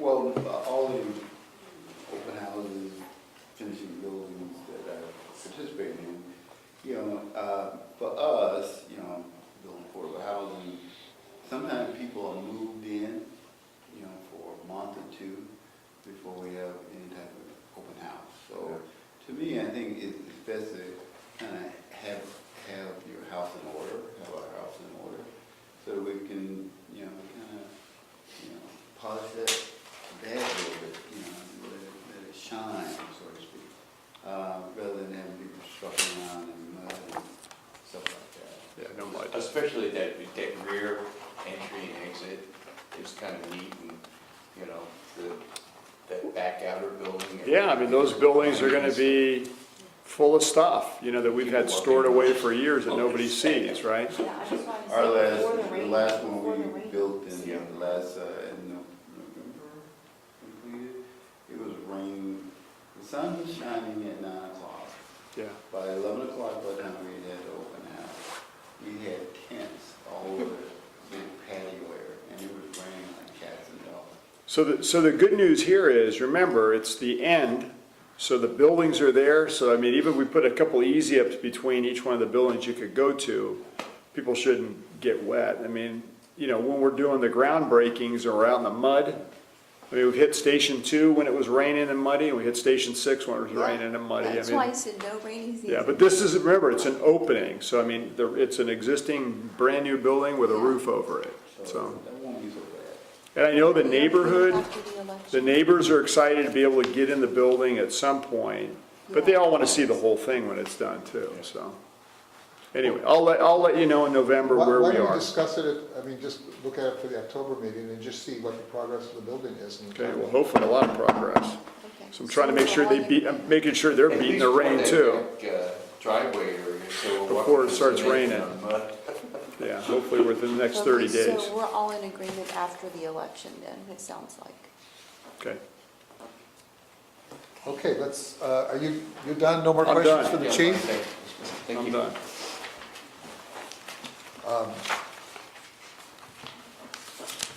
We're on item number 7. We're in the consent calendar, items 6, 7, and 8. I'll move to approve. Second. Would anybody like to pull anything from the consent calendar? Would anybody in the public like to speak to the consent calendar? Okay, do we have a motion and a second? Yeah. Any discussion? All those in favor of approving? Aye. Aye. Opposed? Okay, the consent calendar is passed. We're now on item 9 of the regular agenda. And this is the agenda for the joint meeting with East Palo Alto. That's a staff report. Yeah, Director, so I mean, I'll make it fairly quick. I mean, I've reached out to them again. I have not heard this week. but they have confirmed that on the 25th at 7:30 PM, we would have a joint meeting at their council chambers. You know, some of this was even after, you know, we got the news that the city manager would be leaving. Then there was the kind of rumor this week that he would be back on Monday from vacation. I don't know if he was there or not. I emailed him. I haven't heard back. I emailed the assistant city manager, who's now the interim city manager. And, you know, I didn't go down the road of the electeds. I figured that's up to you, but I'm hoping we're going to hear this week that we're having, you know, that there's no change of plans, and these are the agenda items. Now, last time, when I heard from the assistant city manager who was filling in, he said that he would be reaching out to the board president through the mayor, and then they would discuss the agenda items. I believe, you know, Director Bernstein, I don't think that's happened, but, you know, again, as far as I know, this is the agenda that we gave them. They haven't given us anything, and it hasn't been as easy as, you know, dealing with Atherton to set the agenda. So I think part of it's just the confusion of losing the city manager and, you know, the vacuum that can create. But at this point, I'm assuming we're on, and this is the date, that's the time, and right now this is the agenda. So that's it. I really don't have anything more for you. I do know that I've talked to 3 of the council members, and it's on their radar screen, and it's on their calendar for. Yeah, and I don't know, I mean, we'll put out a notice, right? Or Do we have a time for that? 7:30 PM at their chambers, Chambers. you know, 2415 University Avenue, right? Is this during their council meeting? I don't know. Tuesday? They meet on Tuesday. This is a Tuesday. I think it's a That's right, and we said there'd be 4 of you there, because I knew you were going to be absent, so. No, Is it on, I don't even know. it's not on there. The 25th is on a Tuesday, but that's the 4th Tuesday of the month. Okay. I had it at 7 o'clock. That 7:30 is the right time? That's, yeah, they sent it to me at 7:30, so. Okay, I just wanted But, to. you know, again, it would be nice to have some correspondence. Quick question, Chuck. Go It's the ahead. second time I've hit them and I've gotten like nothing, so. Hey Harold, Be happy to call if you want. Yeah, if you can, I mean, you know, again, maybe they'll get some more. But, you know, like I said, I don't know if the manager showed up on Monday or not, so. Go ahead. Harold, item number 4, traffic congestion and calming/control devices. Yeah, Can this emergency response route issue fit under that category? yeah. We're gonna have those issues too over there. We have East it. Palo. Yeah, I we know, have the that's same why- thing. Yeah. You know, here's why this one was important, because East Palo Alto, like Menlo Park, installed a number of control devices that don't meet our standard. So, you know, and how I know that is you drive around, you don't see the cutouts and the speed humps, lumps, and bumps. I mean, somebody put something in without asking the question, which typically means we didn't know about it when they did it, and then they did it, you know, then we find out that it's there. And I get it. I mean, I don't know how many are on our primary routes, but that's my litmus. Anytime I see a bump that doesn't have a cutout, I know nobody talked to us, because there's no way in the world we would not say, put the cutouts in there for the wheels on the fire truck. You see some now, so that tells me as time moved forward, they started talking probably to John and you know, the fire marshal, and then you'll see some newer ones that were installed that way. But, you know, every community is stressing because people are using ways in here and cutting through their town. And so, you know, they do what they think they need to do, but like I said, I try and make sure they understand primary routes, which way we go. So right now, there's none on Runnymede as an example, but you'll find them on some of the other streets, because you got to pick your battle. So we've been pretty good about letting them know, hey, on the primary routes, don't do it. So. But I think it needs to be lumped in with this Yeah, I more mean, it never- publicly, because and- if we don't get people don't, they seem to forget, at least from what I've seen on the Alameda, and even like that whole back area where Peter was talking about Lindenwood and, you know, Station 5, all of that. People forget that we rely on those streets just as much as everyone else, and probably need to rely on them more than the normal, you know, driver when there's a problem, an emergency. So not to give them an out, but I'll give them at least an excuse. Who's the them? Any of the jurisdictions. You know, when you start losing staff that has Well, situational awareness knowledge, you end up with people that don't know. sometimes. And so, you see that in Menlo Park, we got a large group that's left. I don't think anybody's, around anymore except for a few people that are in that organization.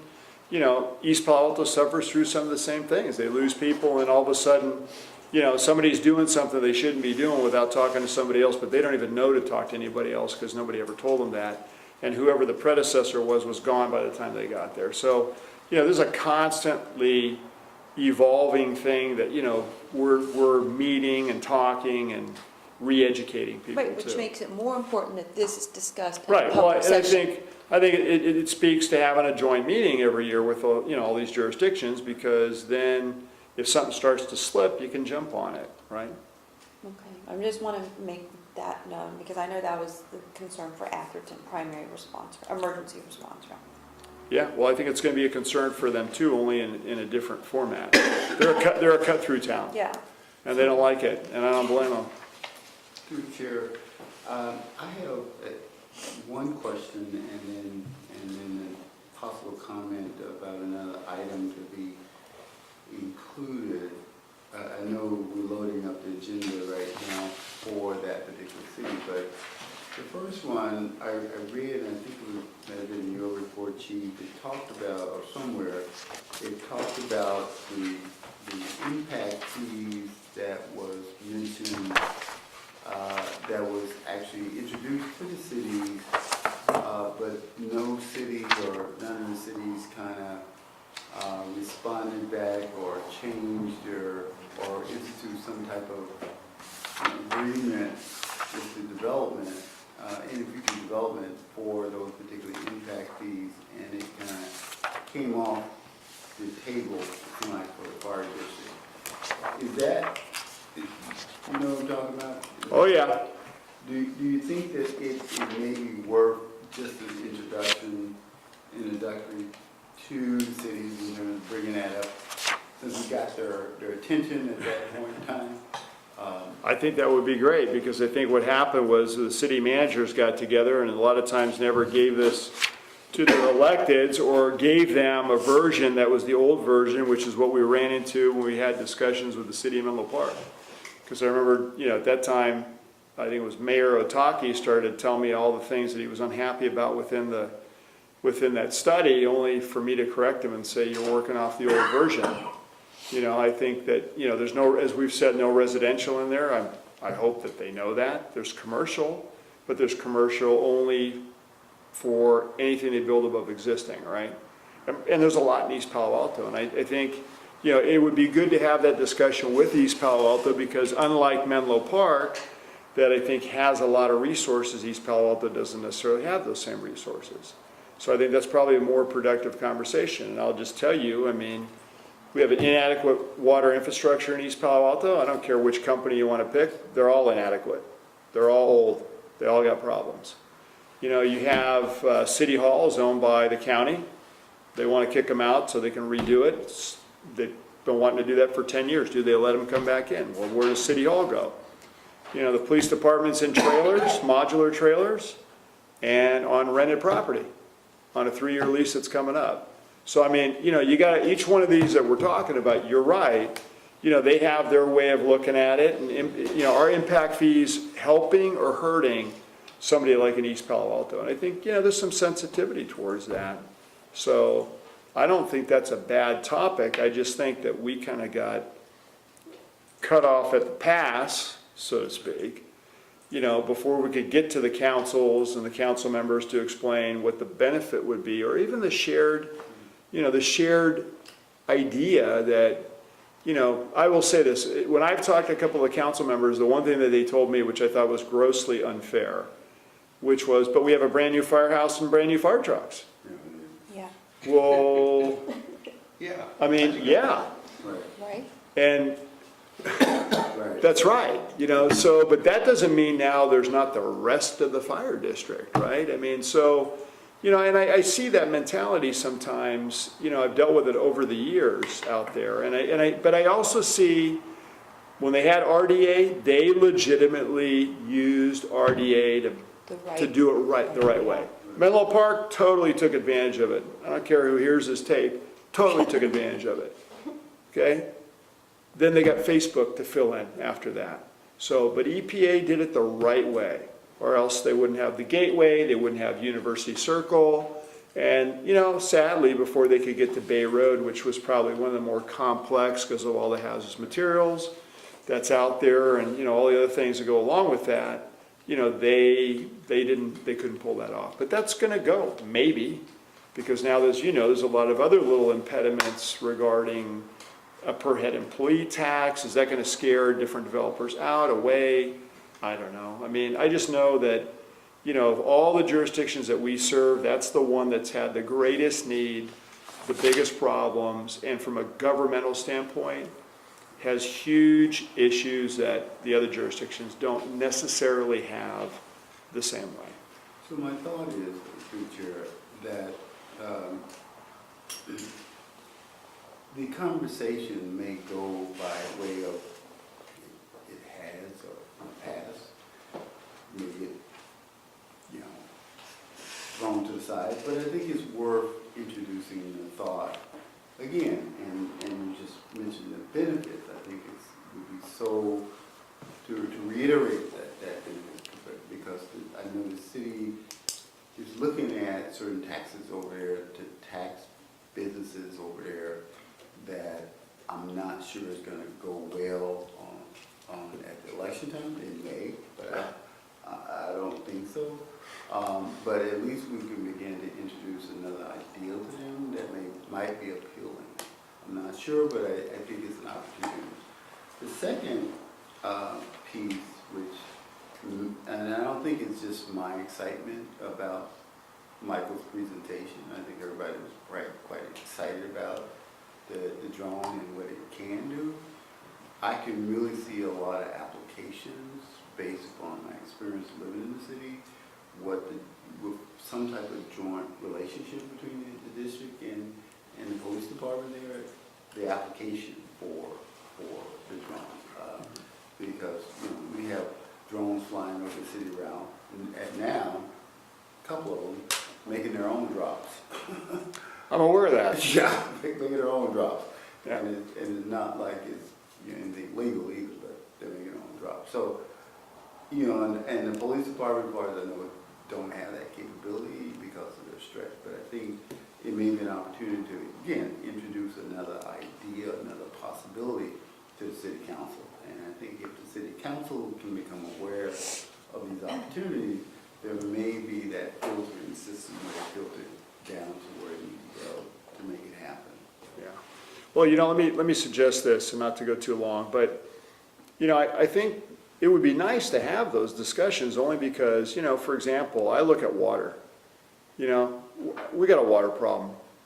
I mean, and you know, early on when we did the impact fees, you know, I think it's worth saying too, and I know some of the directors know this, the managers and the jurisdictions kind of got together through the managers and said, you know, if everybody doesn't agree, we're all going to disagree.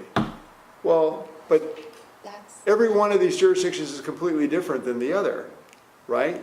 So, you know, I mean, Athens got residential, they don't have any commercial. They got issues with Menlo Park and development, like we got issues with Menlo Park and development.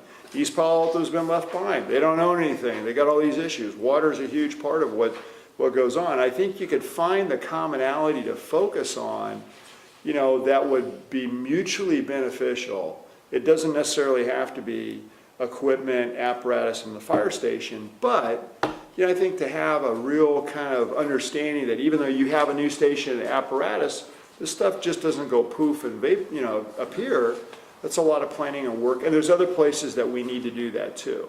So, you know, I think that's worth having those discussions, but you gotta kind of treat each one slightly different because they all have their own challenges, right? So. Yeah, last thing, I think the water issue in East Palo Alto, from my understanding, there are 3 water districts over there. That's right. One that really provides most of the water, and talking to the person who's the operator over there, that all of their pipes, I mean, we have so many blowouts over there, I think at least two a year. Oh boy, let me tell you. So Is that all they tell you? Huh? That's all? There's more than that. Oh, I'm sure it is, but Yeah. that's all they told me, that you may have blowout. And as a result, the pressure is low, and so there's a whole infrastructure that has to be redone over there in the city, for sure. When I started here, that was the only place that I've ever seen a wood water main still being used. It was made out of redwood, and I couldn't believe it. And it's the only place where I scattered an entire water system by sucking too much water out of a hydrant and literally damaging the pump too, because I sucked in a complete portions of the valve system. It's the only place I've ever had the hose collapse on itself because I blew the water system up. And that's not good. So, you know, I mean, I'll never forget it, because when you run out of water and you got a fire going and you're on the pumping, it's a bad moment. But you could tell, I could only, I still remember I remember the pinging on the pump. It was the impeller. What I was doing, I didn't realize at the time, is I was literally blowing the valve out, okay? And so when I did that, it damaged the pump, and then we finally, when I saw the hose collapse, I had to shut the pump down. And we had to bring in other engines with water. But, you know, I'm telling you, having been through that moment, where I got guys in a building fighting a fire, that's a bad moment. And so I worry about that infrastructure. I don't know, there's still, you know, that thing's Band-Aids and duct tape, you know? And I think being able to bring options, the talk options with them, options that they may know or may not know. But I think through the experience that you have, and that the district have, maybe in a way that. Well, expectations, how's that? Because I think the district needs at times, probably would be a good entity to make sure that the wheels don't come off the train, which I've seen how many times, you've probably seen it too, which means that if we're going to do something, we finish it, we do it. We don't just keep talking about it, it happens. We're going to improve the water system as an example. So, you know, I think that's the one thing the district's pretty good about, the long view, and then sticking with something. Where what I see in East Palo Alto, it's manager after manager, promise after promise, project after project, and nothing happens. The water company, it does not belong to the city. Right. It belongs to the company. Which is a problem too. Which is a major problem. Anyway, worth a conversation. So I agree. Let me get a sense of the other directors here for a moment. And I'm not arguing against this idea of including that. We have 5 items. In general, we thought that 5 items itself was too long, too many. But how many of you think it would be a good idea to have a conversation about impact fees as part of this agenda? Could I just see a show of hands if people think it's a good idea? Well, I'm not so much sure. I think it's not necessarily so much to having a discussion about introducing a thought to them again about what the opportunities could happen if they would consider it. You know, and that can be a future meeting, and that we don't have to stop except next week and having a conversation with them, but at least introducing that thought and idea with them. So you're suggesting we talk about a subsequent meeting and what might be on the agenda of that? Well, yeah, I think we need to close it with that, but I think in terms of Chief Harold come in and pick up where the memo kind of got lost a little bit in terms of opportunities, and filter that out through them and then see where that goes. Yes, Peter. Yeah, I would recommend that we sort of ban the phrase impact fees in our conversation. And I would encourage us to have a conversation with them saying, look, you're going to be reviewing and approving a lot of developments. You know, we need to work closely with you to make sure that we can serve those developments. Now, how do we do that? Right. For example, Menlo Park basically told us to go screw ourselves and said, you know, we're not going to get any money for you, you got to get it yourselves. By law, what they did was illegal. They have to identify in their environmental impact statement the impacts of their project, and they have to mitigate it. The way they dealt with their mitigation obligation was to say there's no impact. What we need to do with East Palo Alto is to make sure that when they do environmental impact statements, they honestly assess the impacts, and that they make sure that those impacts are mitigated. And that we work with them. Yeah, it should be a hand in hand, just like they do with, you know, Menlo Park, for example, works very well with school districts. You know, they dealt with Stanford in terms of making sure school districts were taken care of. They told us to go pound sand. So rather than saying a particular mechanism, which is impact fees, I would say what we should have a discussion with them about is, we think it's great that you're going to have development. We need to work with you to make sure that the impacts of that development are mitigated. I like that better. Let me suggest, item 5 on here is development and growth. Yeah, And it seems like that would be the That was, appropriate yeah, the place. catch-all. yeah, I agree with that. But I don't know, it's my turn. Peter, I don't know if Peter's done. Yeah, I think he's done. Go Okay, ahead. so I agree with what Peter is saying. I think that we have to work with East Palo Alto in all of our jurisdictions. But I think that the impact fee issue, I mean, what we're doing here is bringing up issues of safety that we think are important. And so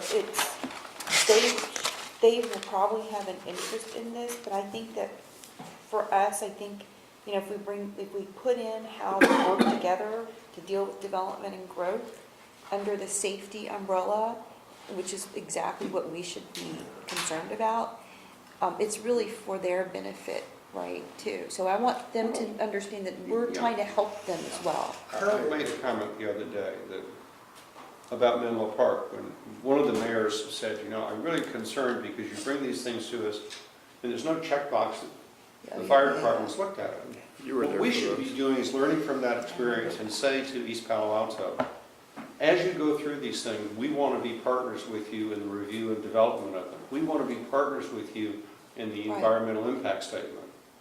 Because if we do that, then when the environmental impact statement is written and the impacts are identified and the mitigations are talked about, we're going to be at the table. We've been, unfortunately, not at the table. No. And if you're not at the table, then you're lunch. Well, and you don't want to Well, so we be, can put it under you don't want to be number put in a 5. bad political position, which is what's happened to us before. And the classic example is, why is IKEA so close to the highway? And the answer is, it shouldn't be.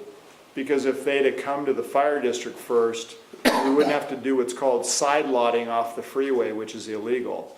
Meaning that we should have 360 on laddering the building, but we don't do that because they shoved it up against the highway. The city approved it. We went in there and said, oh my God, what did you guys just do? You didn't follow the fire code. And then they said, well, you can't shut this off. This is new development. It's going to be the lifeblood of the city. You guys are going to screw this deal up for us. Then go in there and find the big water tanks because they didn't have the water to put out a fire in the building if they use a sprinkler system. Nobody wants to go through that again, where you got to say, so there is no building built like that. You cannot build a building against the freeway like that. It's illegal. But we got put in a bad spot. So, Because we weren't at the table when it was being decided. because they didn't include us. So I think that's the message we want to say with East Palo Alto. How do we work with you? Yeah, yeah. But I think that development and growth number 5 could be that Well, it is. discussion topic. And it's coming. Yeah. Maybe, Oh, yeah. maybe, And we wanna- right? It's coming, And we maybe. want to work with them to get ahead of it, the issue, right? Well, in the interest of time, Yeah. it seems like there's a The consensus here. consensus. Go forward. then. So is Robert going to call East Palo Alto, Chuck, or are you going to, because I know they said Well, Peter's the the mayor was liaison. supposed to be, oh, that's right, well, whoever, but, It doesn't, I was planning to anyway, both Go as right the ahead. president and then the liaison. yeah, Go because, right ahead. No, I thought Peter was. Oh, you're the liaison. I defer to you, sir. No, you should go ahead. No, look, I don't have a relationship there. I undertook that role because you were moving the chess pieces around. You or Robert have relationships there. Build on those relationships. My feelings will not be hurt. Okay, well, why don't we both contact them, and I was gonna contact, like Larry, and, what, FYI, I would go to talk to Ruben. I would talk to yeah, the to mayor, the Ruben. Reuben. he's the president, yeah. yeah. It'd be nice to know if we're actually having the meeting, right? Be nice to know that we're actually having the meeting, so. Remind me who the vice president is? Lisa. Lisa, okay. Yeah. But I talked to Lisa, I talked to Ruben, I talked to Donna, over the last week, and I know they both. The clerk, right? Okay, we don't need any action on this, then let's move to. No, it's just informational. Move to item 10, which is this Citygate proposal. Yeah, so directors, as it says in here, when I talked to Stu Geary about your 6-hour planning meeting, and then I also met, and he met with the committee. We talked about after that, what would be a reasonable potential plan or benefit going forward, and whatever your time frame would be, and that is to assist with planning and improve functionality. If you choose to do that this year or next year, I mean, Director Bernstein asked me about the timing of that. That's really up to you. I mean, at this point, you see his proposal. He's met with Chief Navarro, so he's familiar with where he is within the accreditation process. He met with the Strategic Planning Committee members, Directors Bernstein and Carpenter. He did the why, how, what. He gave a basic cost package in there, and he says what he's going to do, and he's pretty good at doing it. He understands that this does not ensure that he's going to get the SOC RFP, given to him, because the standards of cover request for proposals is going out to multiple companies as I listed in my report. He may or may not get it. We'll see. But this is separate from that to help with that planning and functionality, which in some respect the grand jury addressed as well, and certainly you guys are trying to focus on at, I think at a different point. And I'll just say this, what I hear is sometimes you as board members talk about planning or strategic planning, but I think by definition it's not necessarily always the same thing to everybody. Right. So it would be nice to kind of get just because I'm sitting over here at times, I'm scratching my head thinking, okay, what do you want me to do, right? And is that going to be a business plan, or what part of that does the board want to engage in? What part is the staff supposed to take? And then as a facilitation part, what should we be doing? So I think he would help with that. That's what he does. That's what he's good at. So, Chief, let me follow up just with my question, and normally I don't step in front of other directors, but I'd asked about the timetable because in your response to the grand jury, you promised that this would be done in December, and I'm concerned. Strategic plan. Yeah, but So as part of accreditation, that plan will be done. I see, not this. Yeah, no, I look at this as a separate item for you as the board members, to have that vision or whatever you want to call it, develop the business plan. I mean, I don't see this ending at the end of the year. I don't see this constrained by the grand jury's report or anything that they put in there. I see this as kind of the go forward, getting everybody on the same page and saying, okay, how do we become, more strategic, or what does that mean? I thought we were going to need the SOC though, even for the other plan. So it seemed to me neither of those things were going to be done. Yeah, no, so the strategic plan, Chief Navarro will be done within the accreditation process. He'll have that completed. Gotcha. Okay. Yeah, so I'm not worried about that. Okay, thank you. Any other directors? Go ahead, Rob. I think that's a great foundation for him with the accreditation to do the preliminary, I don't know what we want to call it, the operational strategic plan, and then we can go forward as a board and call it a business plan. And I think you guys can, Whatever we're gonna call it. figure it out, but I think everybody you can call it whatever you call it at the end of the day. And I don't think you get constrained by the grand jury, because I think, that's one of the things that in one way kind of troubles me a little bit, because it's like, I don't want the tail wagging the dog, right? I mean, we're doing things all the time. We're just talking about East Palo Alto, what we may need to do, or Atherton, or Menlo Park. And so, that grand jury's done, that report's going to be done, our response will be done, and we go on. So what's it going to look like going forward next year, and, what are we doing, I guess, right? Exactly. Thank you, Chief. You're welcome. Do I have a motion to go ahead with this? So moved. Second? Who's second? I'll second. Rob, Or either was someone. Virginia, Okay. Peter moved Since I and was Virginia absent last seconded. month, I'll second. Okay, discussion anymore? So I will contact him, and I'll have him hopefully be here, because he couldn't be here tonight, to meet with you in October, or would you like him to go back to strategic planning first? Well, I think if we turn this over to a consultant, he ought to he ought to recommend a process Okay. to us that makes. And he may want to come talk to the group and just see, what you're We thinking. can put him on the agenda if you'd like to. Okay. We could have a brief study session All right. discussion of that. I'll let him know. Is that all right? Okay. Thank you. All in favor of the motion? Oh, I'm sorry, Robert, go There ahead. was one point of clarification, and it, that I missed. On the first page, attachment A, number 1, it says to assess current plans and board policies for planning. Do we have any policies in place right now? Well, how we approach planning for?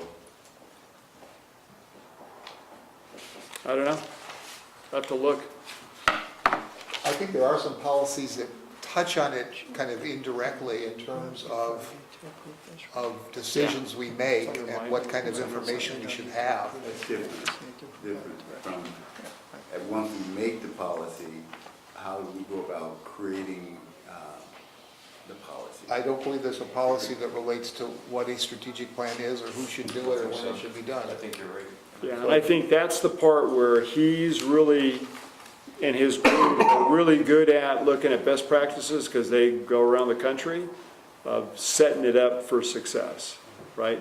And again, not constrained by any singular report, no disrespect to the grand jury, but I mean, what do we need to do?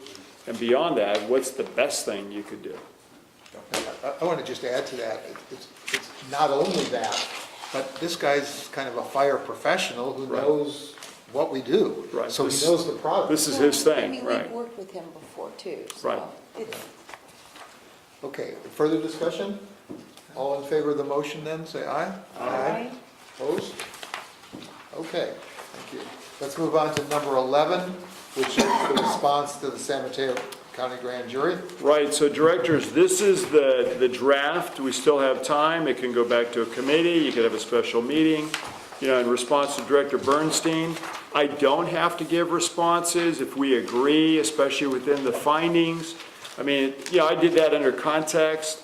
It's complete, this is your report. And so at the end of the day, I work for you, you tell me. I mean, I've tried to move forward, I think, in a pretty interactive, methodical way, more than I've seen in some other organizations. But that said, I think this one was a little bit unique because there was a lot more substance than maybe some of the other topics. I was actually talking to Chief McCulley earlier in the evening about the Narcan spray one and their response tomorrow night, and some of my concerns with what they're doing there. But and Director Carpenter sent me another one. I think it was from the city of Menlo Park or somebody else, and how they responded. So I mean, these the cities actually have to make. There's more grand jury reports that they need to respond to.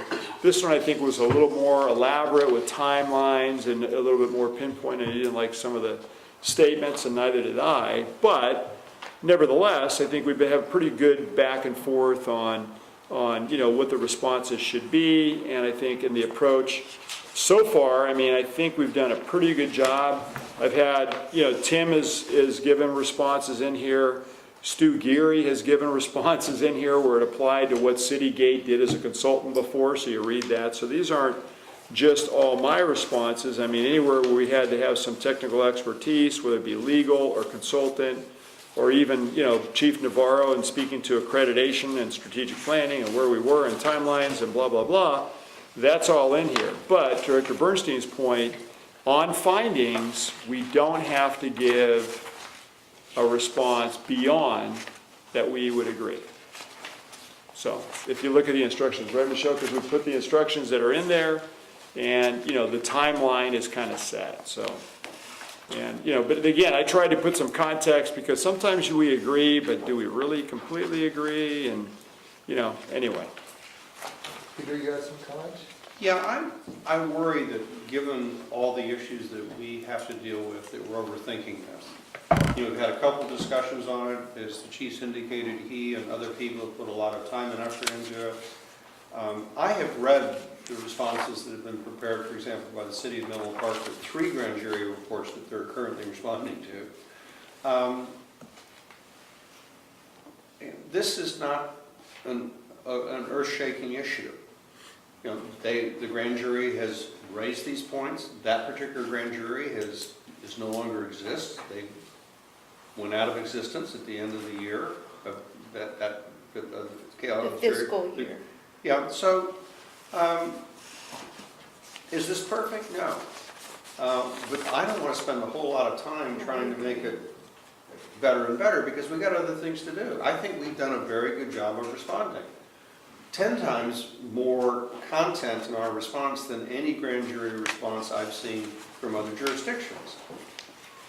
I think we've taken it seriously, and we've taken our best shot at it, and I would recommend, I'd actually move that we accept the staff report and direct the chief to respond consistent with the staff report. Is that a motion? That's a motion. I second. I'm fine with that. I just have just one thing that I wanted to add, if the board thinks it's warranted, and it's for R9, which is the donations part.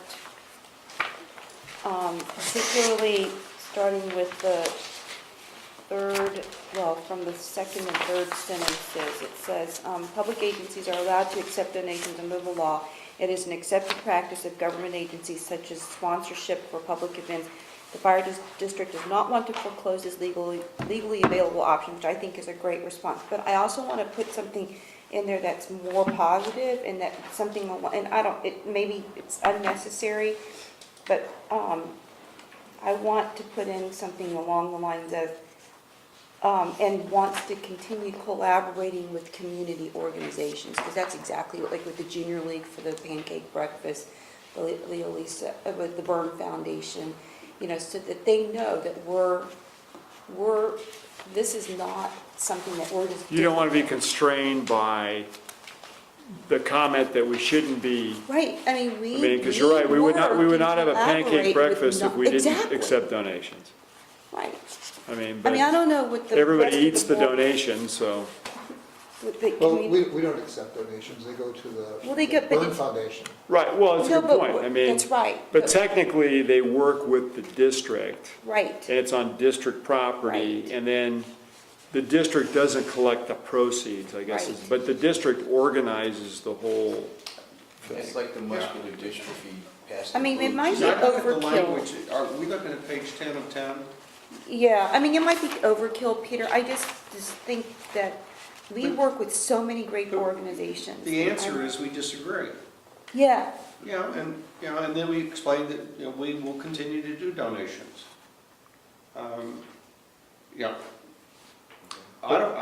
We could spend a lot of time Well, that's taking each one of these things and No, I trying know, to tweak that- it. But I think that this answer as written, the explanation as written, Tim's paying attention, because this was, as But written, it's on already- F9, if you look at R9 and you go back and look at the finding 13, the logic on, and that's on page 5 of 10. You look at that paragraph, you look at this paragraph, No, I I know. think we said it all. no, I agree. I agree, Peter. I just want people to know that we are going to continue collaborating with community organizations. And I think that's a positive outcome for us.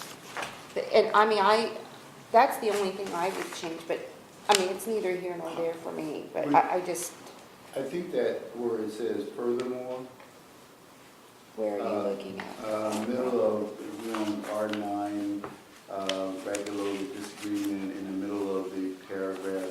Oh, yeah, I was thinking of adding It that says- onto It the, says furthermore, that the fire district has set up a mechanism for how it accepts donations that prevent the issue of a raise by the grand jury.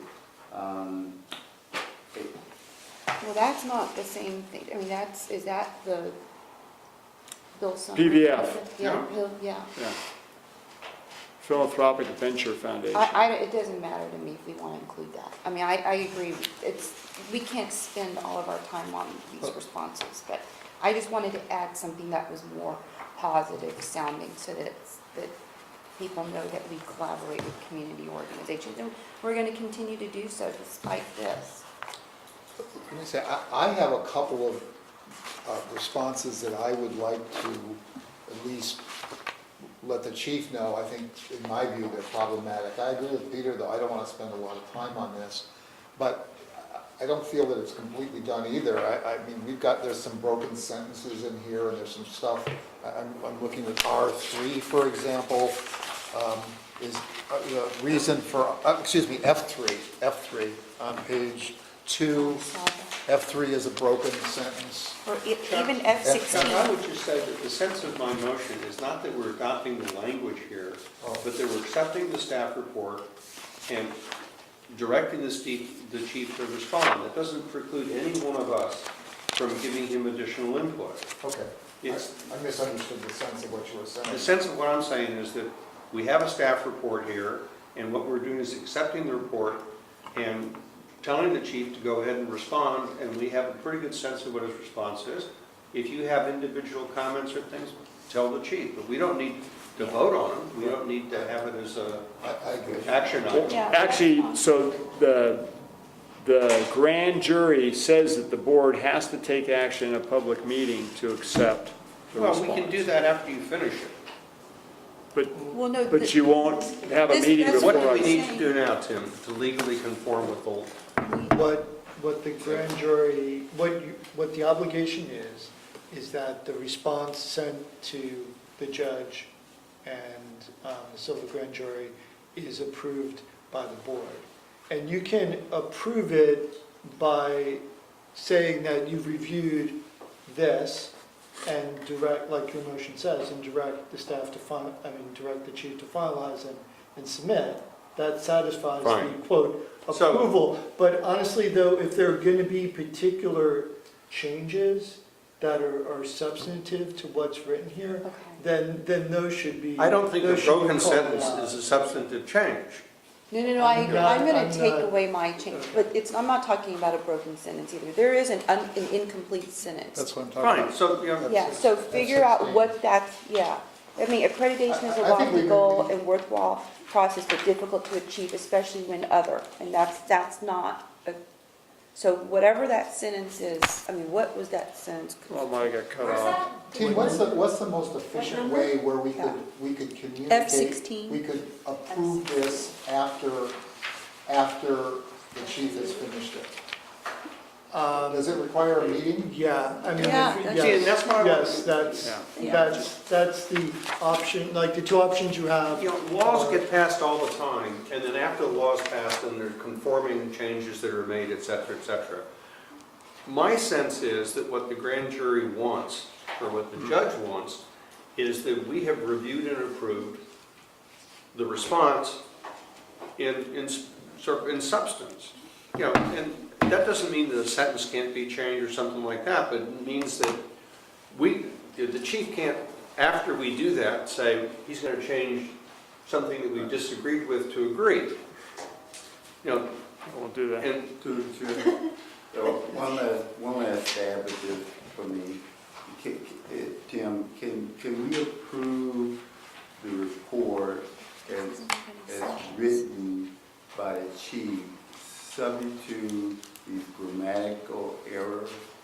I think it might be more than grammatical things, too. What- There's nothing substantive or agreement types of things, but just, for example, editing out a sentence here and there. Well, isn't that grammatical? I would not call that grammatical. but- What do you well, call it? then you're going to keep talking, and you're going to have us have another meeting. Yeah. Is there no way we could do this in some other form, like voting? We could just come. No, it has to be a public meeting. And that's why I'm saying that, you know, if you make a big issue out of these changes and say these changes are substantive, then you're saying we have to have another meeting. I'm saying the changes you're talking about are not substantive. Mine is not substantive, for sure. Mine's not. So, I mean, whether it's in there or not is, I don't care. Just don't put extra work Go on ahead, yourself. I mean, try and help facilitate the path forward. If I don't know what changes President Bernstein is speaking to, but certainly you have the option tonight if there are what I call substantive changes or changes depending on what you're asking, President Bernstein, I don't want to prejudge it, then the board could tonight say yay or nay, subject to these change, then you could say yay or nay tonight and move on. But I don't want to prejudge what you're asking to be done, because I don't know. Are you asking that any of the responses be changed from agree to disagree? No. Are you asking that any of the changes be changed from disagree to agree? No.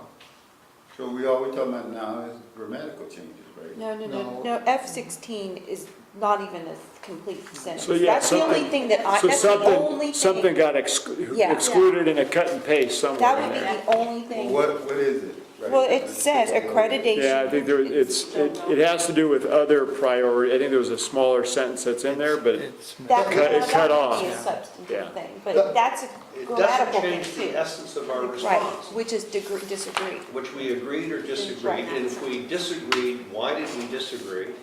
I think we have done,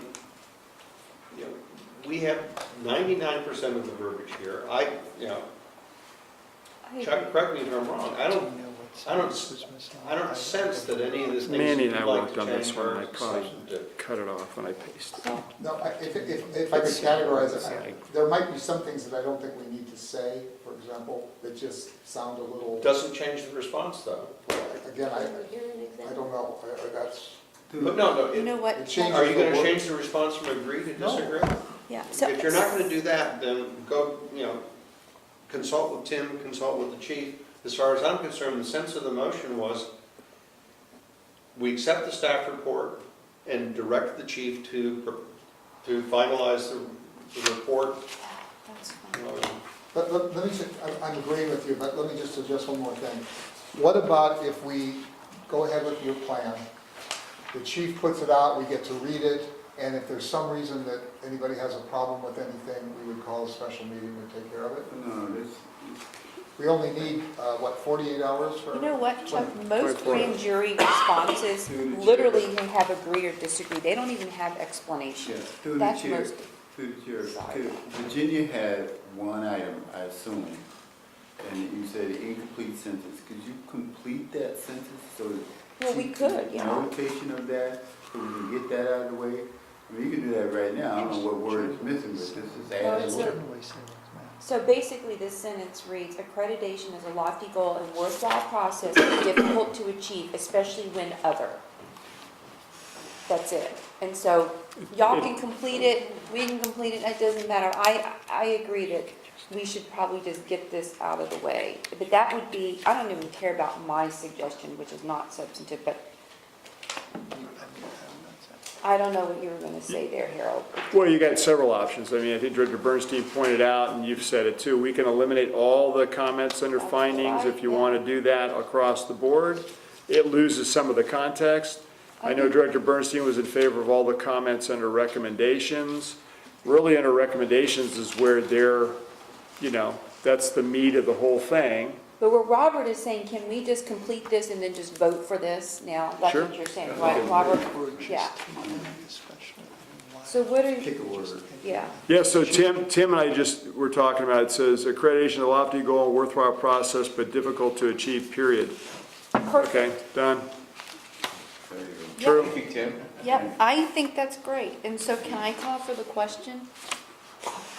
Even though Peter made the Well, motion. we have to vote, that's That's a I'm calling motion for the to question. close debate. And there's no It's not discussion. How many directors would like to close debate on this? Aye.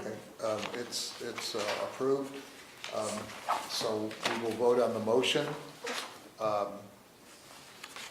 All in favor of approving, I'm not sure the language, approving the sense of what the chief has said, or? No. He made the It's motion. basically. He made, The motion yeah. was to I have no accept, idea, that was hours ago. the motion was to Michelle? accept the staff report and direct the chief to finalize the response. And that Tim, gives that latitude will- for you to go talk to the chief and talk about language. And as long as the essence of the response doesn't change from what we've approved, we don't have to have another meeting. Well, so Peter, can I ask you, I don't want to even keep it that open-ended. I would just rather say, just let's have the chief send this response as is to the grand jury, so that it's. Well, there's no reason to have typos in it and things like that, but, Yeah, we'll sort that out. you know, we are not doing, the sense of my motion was not to memorialize what the chief had put in front of us, but to say, we have reviewed the response, we approve the response, and direct the chief to complete the response and send it out. And in the process of completing the response and sending it out, if individual directors have concerns about broken sentences and language and want to debate a particular sentence that's in there that doesn't change whether we agreed or disagreed, that's still consistent with the motion that we've approved. Okay, well, we've called. I mean, my recommendation, I think other directors have said it, is just bring it to a close tonight. I think that's the simplest what I would way to want. do it. The chief has discretion to correct incomplete sentences or grammatical errors. I Typos. mean, That's Peter's he can motion. change, right, and that's what your motion is. I would, So that's I the mean, one that's gonna it's be on the we're voting table. on now. I'm not voting, but that's the I motion. second Tim's. We called. But wait a minute. We have a motion as Peter stated it. And Robert seconded it. And you seconded it. And that's Now, the Tim is recommending an alternative to No, that. no, I was he's saying, consistent with Peter. He's can you clarifying reread what the motion that was made? To accept the staff report and direct the chief to finalize the response. And And I'm saying that's the motion before you. Yeah, And, and yeah. that's acceptable.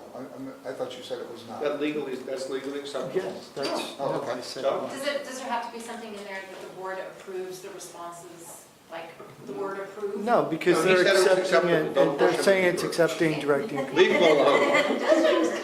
I've already called for the question. We're calling for the question. All in favor, say aye. Aye. Opposed? Okay, the motion carries. So she can get out and push the tape for Oh, I'm sorry. Just push it down that way.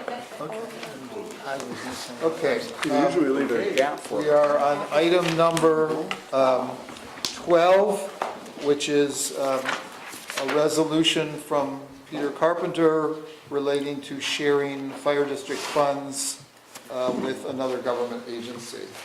Peter, would you like to speak to this? Yeah, I would. There's been almost $100,000 of taxpayer money spent on figuring out ways to extract funds from this fire district to the benefit of another jurisdiction. And I think that we need to recognize that we represent the 90,000 plus people and residents of the fire district. And that our responsibility to them precludes us from taking actions which would penalize the vast majority of them in order to benefit a very small minority. And so the purpose of my motion was to say that before we did that, before we entered into such a revenue sharing arrangement, that we would put it before the voters. Now, as a result of very inaccurate and predictably inaccurate reporting, it's been described as that we're tying the hands of future boards. Now, as Tim will educate you, we cannot tie the hands of future boards. If we pass a resolution, that resolution can be rescinded or amended by us or by any future board. The only way that a public body like this is bound is if you go to the electorate and they pass a law, and then you're stuck with the law. I'm not proposing a law. I'm saying this is a resolution, and it is the position of the current board of directors. And if a future board of directors wants to do something differently, they're totally empowered to do that. Am I correctly stating the law? You're correct. The resolution is to establish a board policy, and the board can always change a policy. Yeah. So a straw man's been created that we're binding future. We're not. What we're doing is we're saying that before we enter into a revenue sharing agreement with another entity, we need to get the consent of the people who are in fact contributing the tax dollars that support this institution. Because if we do such a revenue sharing agreement, we know, and Kathy could assure us, that if we give money to another agency, that means that we have to reduce services to the people that we currently serve. And I would just argue that that is an allocation of resources that we've been granted by the taxpayers that we should not do without their consent. That's my pitch. Do you want to make that motion then? Well, I make the motion that we adopt this resolution. Okay, is there a second to the motion? I'll second. Rob? Okay. Discussion, Robert, go ahead. I just clarifying questions. I'm still kind of a little bit confused as to, do the board have a policy in place at this point, or does this represent the policy? No, we stand, the board policy manual and the current resolutions that we have stand silent on this issue. Because we never in our wildest imagination expected somebody to suggest the kind of arrangement that's been suggested. Would it then be prudent on our part to adopt a policy first, before we adopt a resolution? Well, that's what a resolution does. It adopts the policy. I mean, that's, What policy are we talking about, not to loan money? Is that what this title is saying, that consider and discuss a resolution that the board of directors shall not share fire district funds with or reallocate district property tax revenues to other government agencies without approval of district voters? Is that the policy? that is a resolution which establishes that policy. Are you And it's- looking at the resolution, Robert, on the second page? Attachment A, Yeah. I thought I read it, but maybe I didn't. the attachment, Attachment A is, that's what, it codifies what's in the staff report in the format of a resolution. Now, the other way one could do this is that you could do this as an amendment to the board policy manual. That actually turns out to be more difficult because that requires 2 readings, et cetera, et cetera. But we frequently do things by resolution. In the course of the last year, we probably have 15, 20 resolutions that we have passed. Weed abatement, we get a resolution every year. It's a way in which we codify our actions. Sure. I have a question Go before I ahead. vote. Yes, please. Tim, if let's say we wanted to put another crosswalk across El Camino Real, and it was in, let's say, Menlo Park this time or whatever, would we have to, by passing this, would we be restricted even though it was a dual project between the fire district and one of the communities we serve? Would we be restricted in any way if we passed this? But that's a good question, because we have that very issue with the Hawk Beacon right We there. did. Exactly. That's still outstanding, so that's a great question, Rob. So the question would go, there's 2 parts to the resolution. One is reallocate property tax. Obviously, that's not in your example. It So is you're not. talking about shall not share fire district funds with another agency? Is that the part of the resolution that you're asking? Does that restrict the sharing of fire district funds with another government? Well, like if we that's- wanted to give Menlo Park the loan for the half of the Hawk Beacon that, that's already been proposed, what your question relates to, Rob? Yeah, like those And crosswalks. The easy way, I think that's a legitimate question. The easy way to deal with that is just strike the words "or sharing of district funds with other public agencies," because the resolution is in fact the paragraph below it, which says reallocate district property tax revenues to another government agency. So with Tim's concurrence, we can strike the language about share and just have this focus on reallocating tax revenues to another government agency. It's your, even though I wrote the staff report, it's your Yeah? resolution, your Well, motion, so. but I think they've raised a legitimate question. For example, with the Hawk thing, Right. I presume, for example, when we partnered with Atherton, that Atherton actually had the contract to do that, and we gave funds to them to execute the contract. We were not partners to the contract, we were just shifted funds to them. So, based on a very legitimate question, what I would do is in the two places where it says Share. or sharing of district funds, strike that language. And what the resolution speaks to is reallocation of property taxes.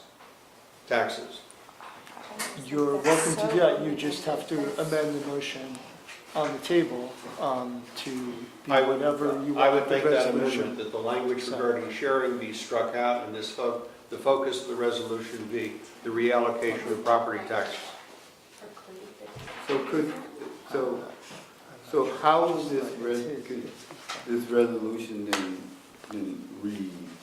You said take out, where is it, that, I'm reading the top resolution. So, can I say it? Sure. So, resolution of the Menlo Park Fire Protection District Board of Directors adopting a policy that it shall not reallocate property tax revenues to another government agency without approval or district voters, of district voters.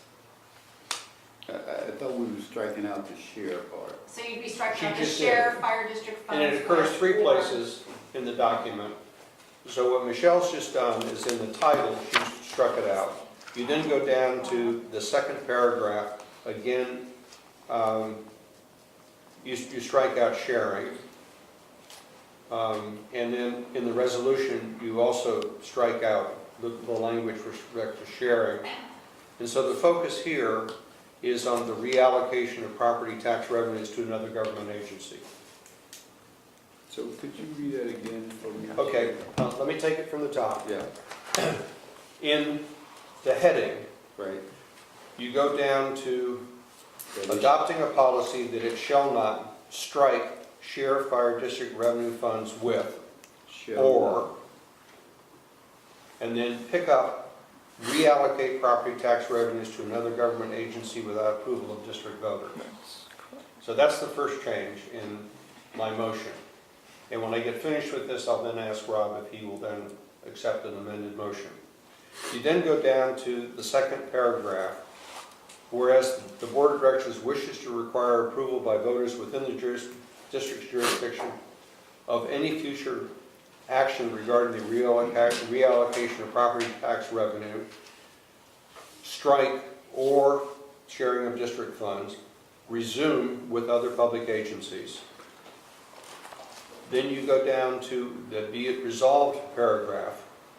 Will now read, the Board of Directors adopts as a district policy that the district shall not reallocate district property tax revenues to another government agency without the approval of voters within the district's jurisdiction. So the sharing is, we can continue to share on projects like the Hawk Signal and things like that. And I think that language that I had originally proposed was ambiguous in that respect. And I appreciate you raising the question about how we can partner on particular projects. And so with these changes, I would amend my motion and ask my second if you accept my amendment. I do, that was my concern, was I these think we small dealt with it. projects that we deal with. Great. So, I'll second. Okay, so it's been modified with approval of the second. I have a question, Tim, that's a kind of a technical question on Tax and Revenue Code, section 99.02. Where are you reading? On page 1, Tax and Revenue Code, section 99, the header there. What it says here in the second line here, it says it may transfer any portion of its property tax revenue to another local agency receiving property tax revenues from the same tax rate areas. Now, it seems to me that would not apply in this case in terms of a jurisdiction. It might be true of all jurisdictions. Well, the TRA is a very specific thing, and we have hundreds of TRAs within the fire district. Yes, but this is only, this, I don't think this section is relevant to this discussion, and I'm asking our attorney. Okay. And I'm sorry, can you, so you're talking about the revenue and taxation code Yes, I'm section talking that's about cited the last paragraph on 9902. page 1. Right, right. And it says that From the same tax. from the same, and Tax it's rate not the area. same tax rate areas. I don't think this is relevant. No, because the district includes more tax rate areas than, say, any one of our jurisdictions. In other words, we'd be sharing revenues from one tax rate area with people that are in a different tax rate area. The Atherton tax rate areas that You are said- all in there. No, but the district revenues are from all of the tax rate areas. But to be giving them to a jurisdiction that was only a few of those tax rate areas, they're not identical. Well, what I would argue that this, if this is referring to the same thing as we call TRAs, when it says tax rate areas, doesn't capitalize it, but means the same thing, it would mean that in Atherton, for example, I think there are 80 TRAs. So you could transfer money from those revenues from those TRAs to Atherton. But, so this is relevant because it says that we can't do that without looking at the impact on other things. But I don't have a problem with this being in the staff report, it's not in the resolution. Can Please, Yeah, Well, if so I my, can- oh, go on, sorry. No. go ahead, please. Okay, so the question of the interpretation of the revenue and tax code section, honestly, I was gonna look real quick to make sure that was completely quoted from the section, so I was looking real That's quick my whole problem with this. to look at that, and I will do that after, while Virginia's My making problem comments. isn't with you. But let me just finish that. Since the action tonight is not an action relating to this revenue and tax code section. In other words, the board's not Making a taking any action, I'm not interpreting any future action. The only action by motion is to adopt the board policy.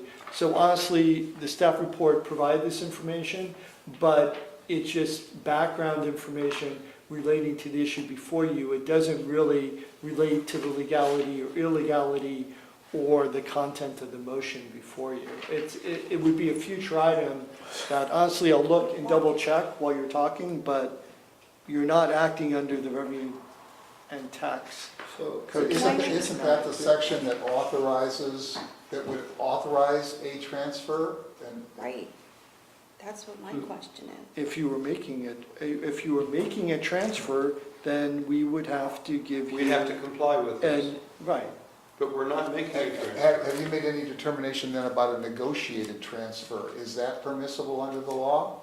that is permissible under law and doesn't relate to a particular state law section. That doesn't require the tax and revenue code? Correct. That's It's what I wasn't sure. it's separate from that. And I'm listening, I'm just But that trying to would- quickly look to make So sure. that would be the gift of public funds where that applies? Right, you always have the power to choose what to do with your revenue. And so the voluntary agreement isn't dictated by a specific provision of state law. So we called that out, but then note, as you just said, that it presents a gift of public funds. Issue, again, it's not before you tonight. In other words, you're not doing either of those things tonight, just to be clear. So this is sort of previewing the law that relates to a future action, if ever, that's not before you this The evening. motion basically, we cannot change what we can and cannot do under state law. What we're doing is to say, in addition to whatever we can or cannot do under state law, before we engage in such a transfer, we will put it to the vote of the people. That's what we're saying. We're not saying that we're going to make any transfers, or we're not going to make any transfers. It just simply says that in addition to whatever other constraints there are on making such transfers, we will also seek the approval of the voters before we do it. Through the chair, And there's also. Hang on one second, Robert. Virginia actually wanted to speak first, so let me go to her and then I'll go to you. So Tim, this government code is pretty explicit that these 4 things must happen before any transfer is made. And number 3 is the one I'm looking at. And that is that the transfer will not impair the transferring agency's ability to provide existing services. Okay, and so, and I can't remember what the LAFCO rule is, if there's something in the LAFCO that deals with a very similar issue.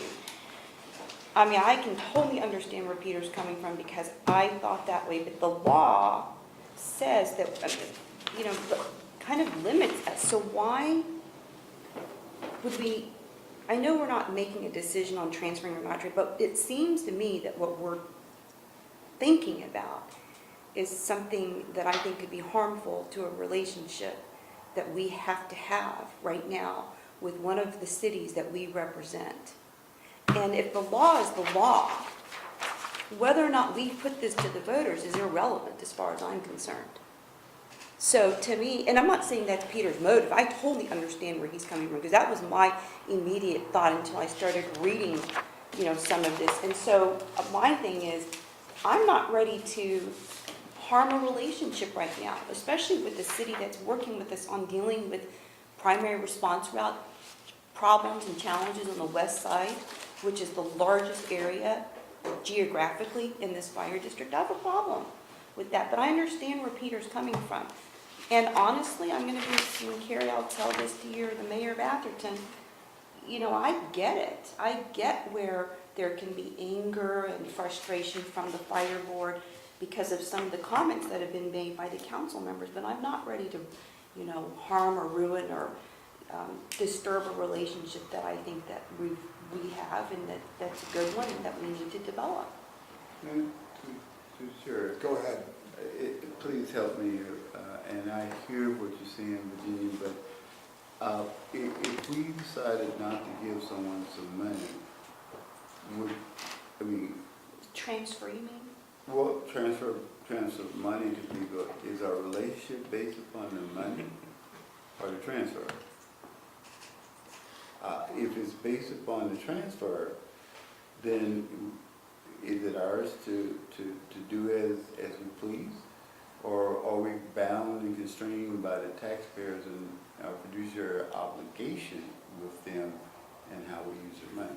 What I'm saying is I'm not even sure a transfer would even happen. And so, and I don't think this board would ever vote for a transfer. I don't think. Well, there I mean, are transfers that have been documented in the report that was paid for by the town of Atherton.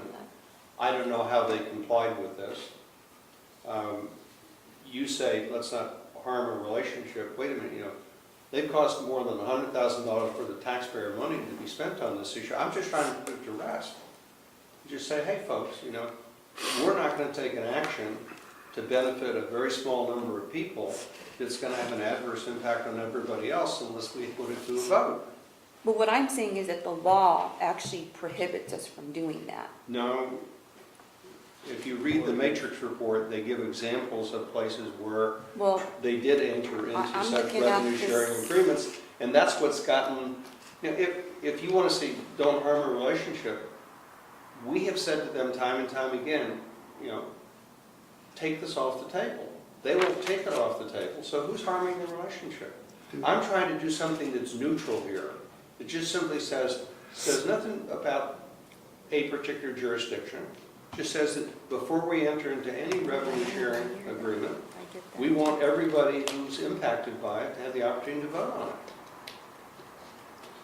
May I say something here, Robert? No, No, go ahead, Robert. I'll be here on that. Go ahead, Rob. Go ahead, Rob. Well, that's why I had that one section removed, because we can still get into these other projects with the other communities that we serve. But we're dealing with a tax base issue, and as Tim, it is legal for us to do this, correct? what we're going to pass here? The policy, The The- policy. the not resolution. not The law. resolution here? yes, yes, it And then, is. you know, with the rationale that Virginia brings up, does that hold any water relative to the tax base aspect that you just brought up? Well, I don't want to speak for Director Crowley. Were you? No, I I'm mean, asking because she brought that up. The law And- part, you mean. Is, The law part here. and let me just make sure I heard you, I'll rephrase it and you can correct me, that you're saying that the district is prohibited under state law from doing this anyway, Anyway. so why are we doing this? Am I stating, Yeah. just so I'm not misinterpreting? Yeah. Okay, and I then- might be wrong too, but and- that's and the how I question- read this. Right. And although, again, that we're not sitting here I know. debating about, it, but putting that aside, the fire district does have the power to reallocate property tax under the law. I The mean, fire it can. district does, yeah. Yeah, it can. Okay. So the board policy is just saying, before you exercise that power, again, Director Carpenter, correct me if I'm wrong, but before you exercise that power, you want approval of the voters of doing that.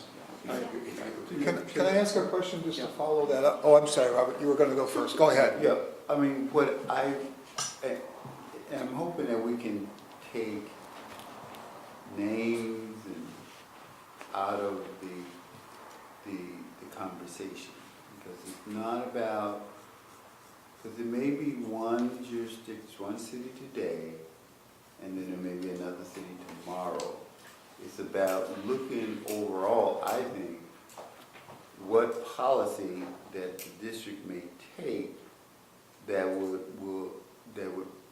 pass all understanding with everyone that the district is engaged in district-wide. So, to me, it covers, it could be Atherton today, it can be East Palo Alto tomorrow. And I think we as a group need to have a certain mindset of policy that's in place that we can let everyone know this is how we operate. And if the resolution is going to get us there in that policy, then we need to get that going so we can take it out of the equation. Because, if we are timid about loaning people money, then we have a policy in place of what we need to do and how we need to go about making that happen. Yeah, well, what I'm saying is the tax code gets. Hang on, are you Sorry, finished, I'm- Robert? You're finished? I'm gonna stop. Okay, go ahead, Virginia, please. No, I agree in terms of the neutrality of it. I'm not looking at it specifically for a specific jurisdiction, which is why I understand where Peter's coming from, because like I said, I had that initial mindset, but the whole LAFCO process, there's just so much that, why put this policy in place when the law, I think, works for us? And I can't imagine that a fire board would say, oh yeah, let's transfer some funds back to, X, Y, or Z. That's, I'd like to ask just a question. Peter, let me ask. what's in, yeah. I'd like to ask about this gift of public funds issue.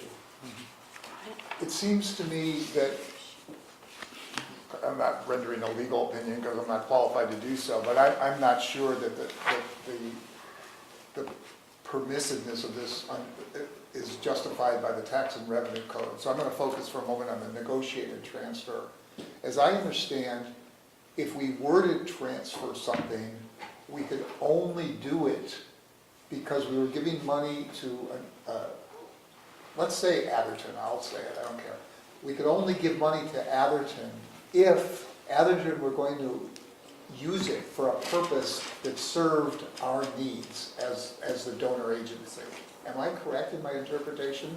The restriction is that yes, the law has said that if you're going to transfer money, it has to be serving the public purpose of the donor agency, which would be the fire district in this instance.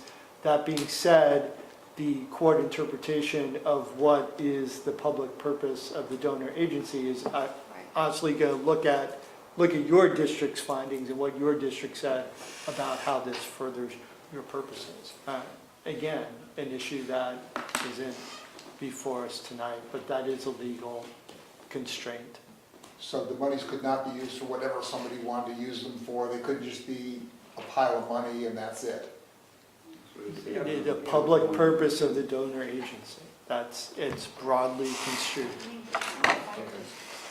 Peter, go ahead. You know, I'd like to build on Robert's perspective. You know, one of the things I've always had so much pride about is that we have the same standard of service for everybody in this district. Everybody gets, we look at response time regardless of where you live. And we don't get better responses in one place because they pay more taxes, et cetera, et cetera. There are state laws and things like that that we have to comply with. This resolution doesn't speak to that at all. You know, we can't change what we have to do in terms of state law. State law is state law. All this says is that before we do anything, which is permitted by state law, that involves transferring tax revenues to another agency, we have to get approval of the taxpayers. It doesn't, you know, we're not making a commitment to transfer money. We're not making a gift of public funds. You know, none of these issues are relevant to the resolution. The resolution simply says that if we do that, in addition to complying with other things, which we have to do, we will seek the approval of the voters. This thing that Peter, that Rob and Virginia was talking about, that I forgot the term that was used. We have given money before. Well, we split the cost on Split the things. cost. We have Right, partnered split the with cost people on certain projects. Because on it's a partnership. project-by-project basis. What this says Wait, is let's have one conversation. we can't just simply take money and give it to another entity to do what they wish with. I wouldn't Okay, want- Robert, go ahead. I wouldn't want to do that. I mean, taxpayers' money, I mean, you coming around bank account, you want to give it to anybody.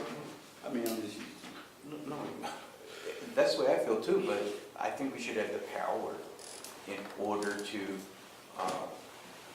go in a joint project like we did when Virginia was board And president. that's why we changed the language. Right, and I agree with that. And I think the aspect of it getting on a ballot for everyone within the district that has to vote on it, it'll be informative. It'll be on the ballot, people have to vote on it, and it's probably the best open transparency that you can have relative to a public entity, so. I'd like to call the question. I'd like to call the question. You know, I've let myself be the last one to speak here after other You've directors. spoken 4 or 5 times, should I? Well, okay, I'm asking to have some, but it's not debatable. The motion is to close debate. Does that require a second? Yes? A second to close debate? Second. Okay. All in favor of closing debate, raise your hand, or say aye, please. Aye. All those opposed? Okay. Thank you. I would, and this would be very brief. I'm concerned, Peter says it's simply a policy, but I feel that it's a little bit foolish on our part to develop a policy not to do something that we're not able to do anyway. It just feels like an ignorant thing to do, and I don't like to appear to the public to be an ignorant person. So we don't have a policy against murdering people, which we could have a policy. There's nothing wrong with having a policy against murdering people, but it's not legal anyway, so why would we even bother doing that? And I feel this is the same kind of thing. We don't know enough. We're not on the verge of giving away money. I'm not in favor of giving away money I'm not. either. But anyway, I think it's foolish. So that's my position, and I will then ask, anybody else like to speak? I think I've said enough. close the motion. Well, Close the debate. if nobody else wants to, we're there anyway. So, okay, do we need to reread the motion, or are we clear on it now? I'm good. You want to hear it? I'm clear on it. Okay. All those in favor of the resolution, say aye. Aye. All those opposed? Nay. Nay. Okay, it's 3-2 with Corrali and Bernstein negative. Okay, we're in item number 16. Oh, these are off the agenda, sorry. No, the reports and Yeah, requests. exactly. 13. Yeah, Number 13, President's Report. I'm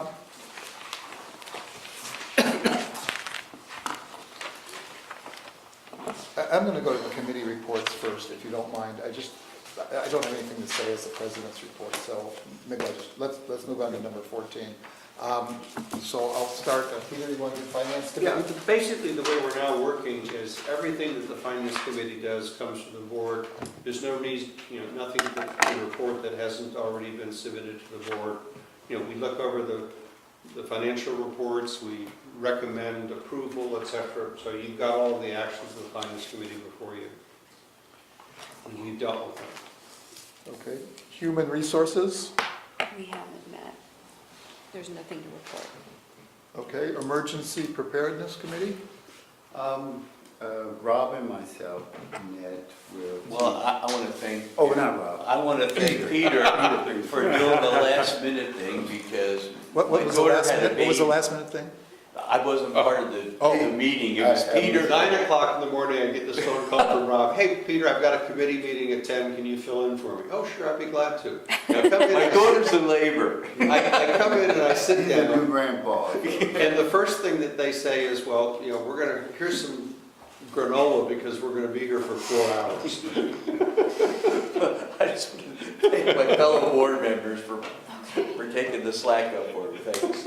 Okay, you want So Peter, yeah, you got the story.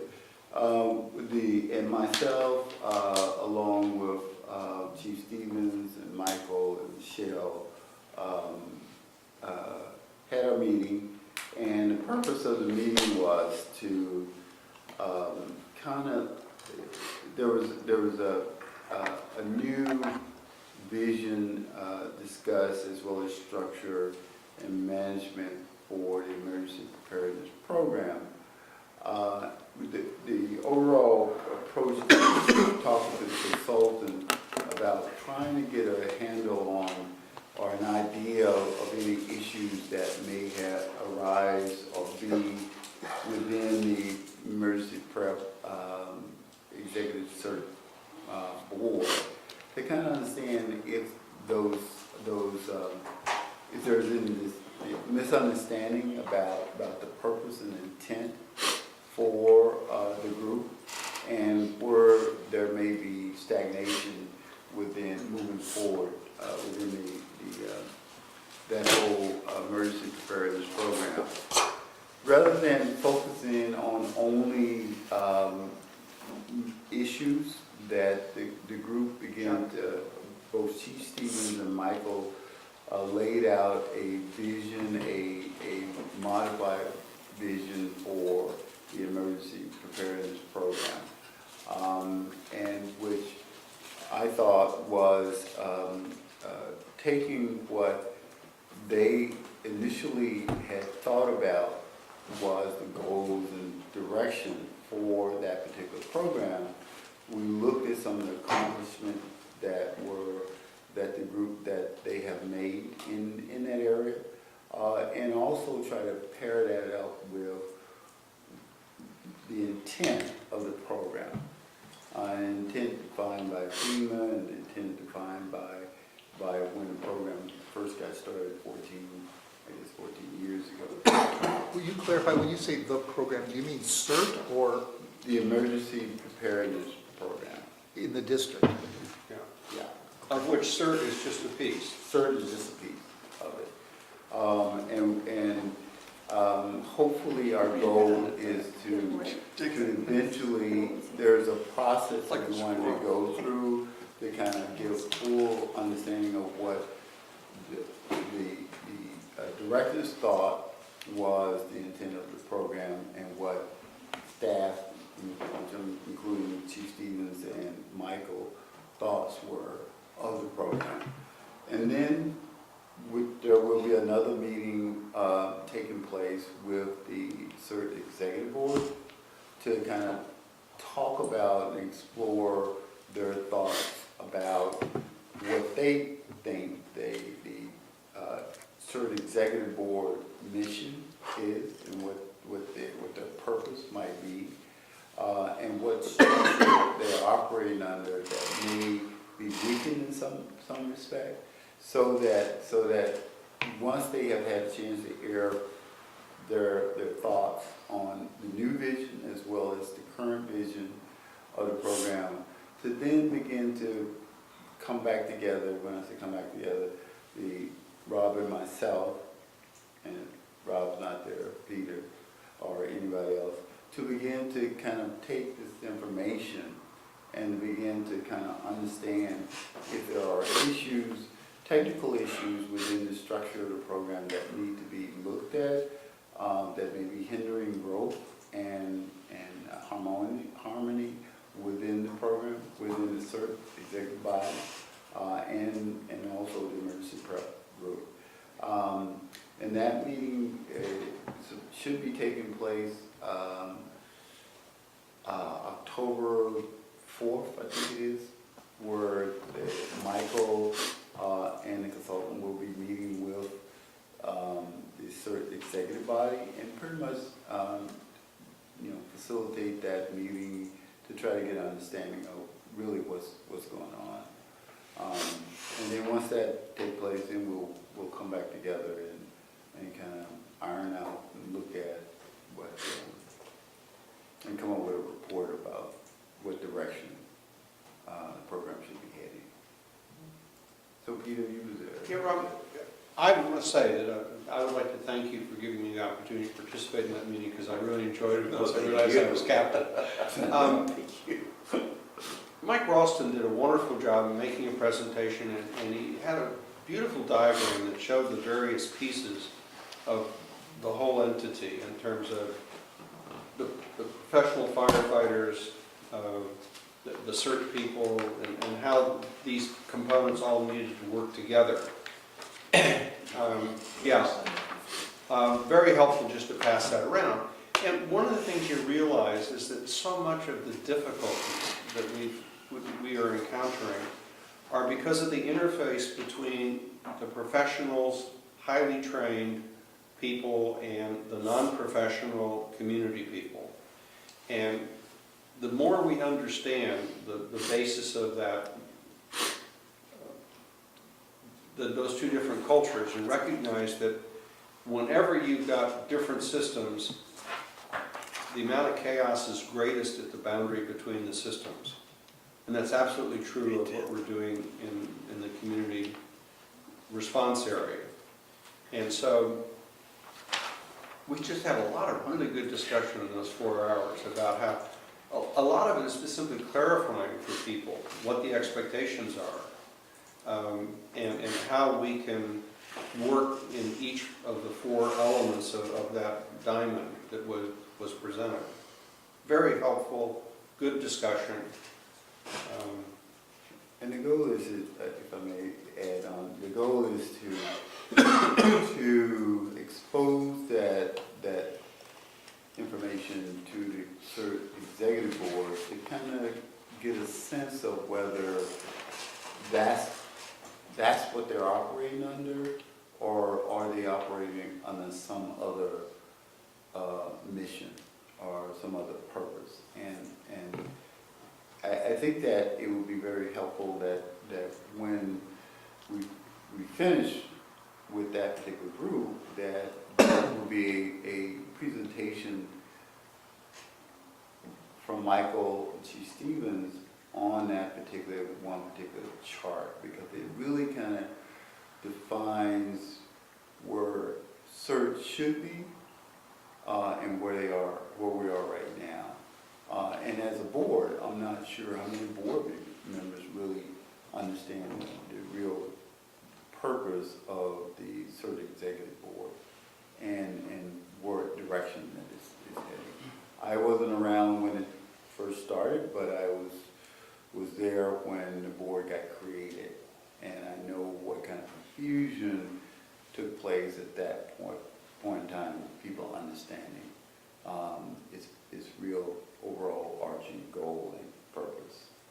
So hopefully we can bring that to focus at the end of this process, I'll stop. Robert, I wanted to ask you a question. It seemed to me that there were some issues, and I really don't understand what they are at this point, nor do I need to, but that it was a little bit broader than just the CERT board, that there was the radio group folks having some issues and so forth. Are you including more, those other groups, or is this just a focus on CERT at this point? Well, it's the board, and the board The operates CERT on, board now, or our board? CERT board, Okay. operating on a certain structure. And it could be this board too, I'm not sure what everybody know, how much you know about the CERT board. I think you created it, so I think you have some idea.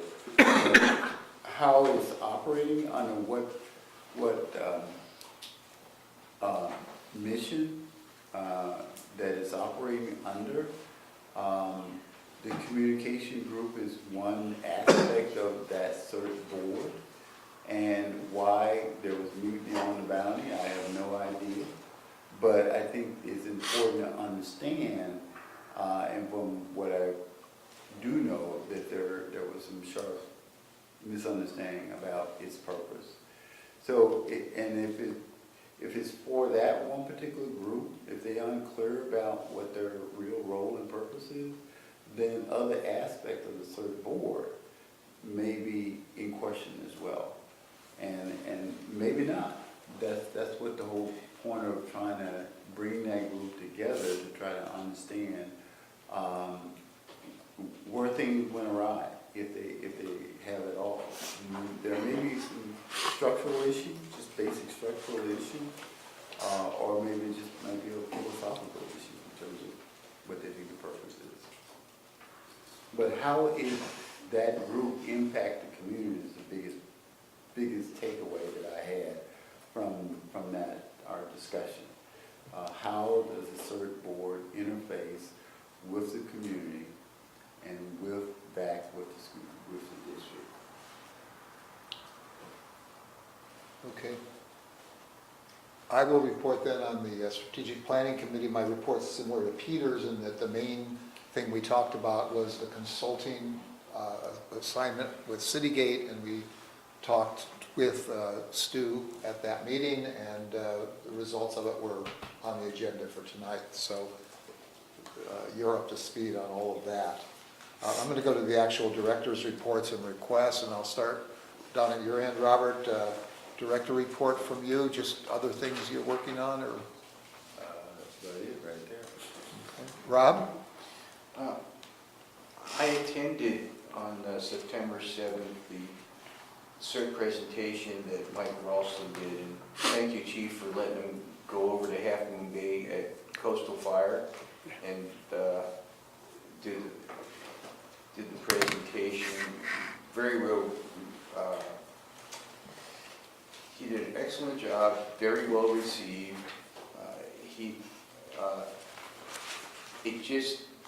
They have a segment that we don't have here with our district, and that's involving the Chamber of Commerce, where they have all these different, not only the businesses, but a lot of county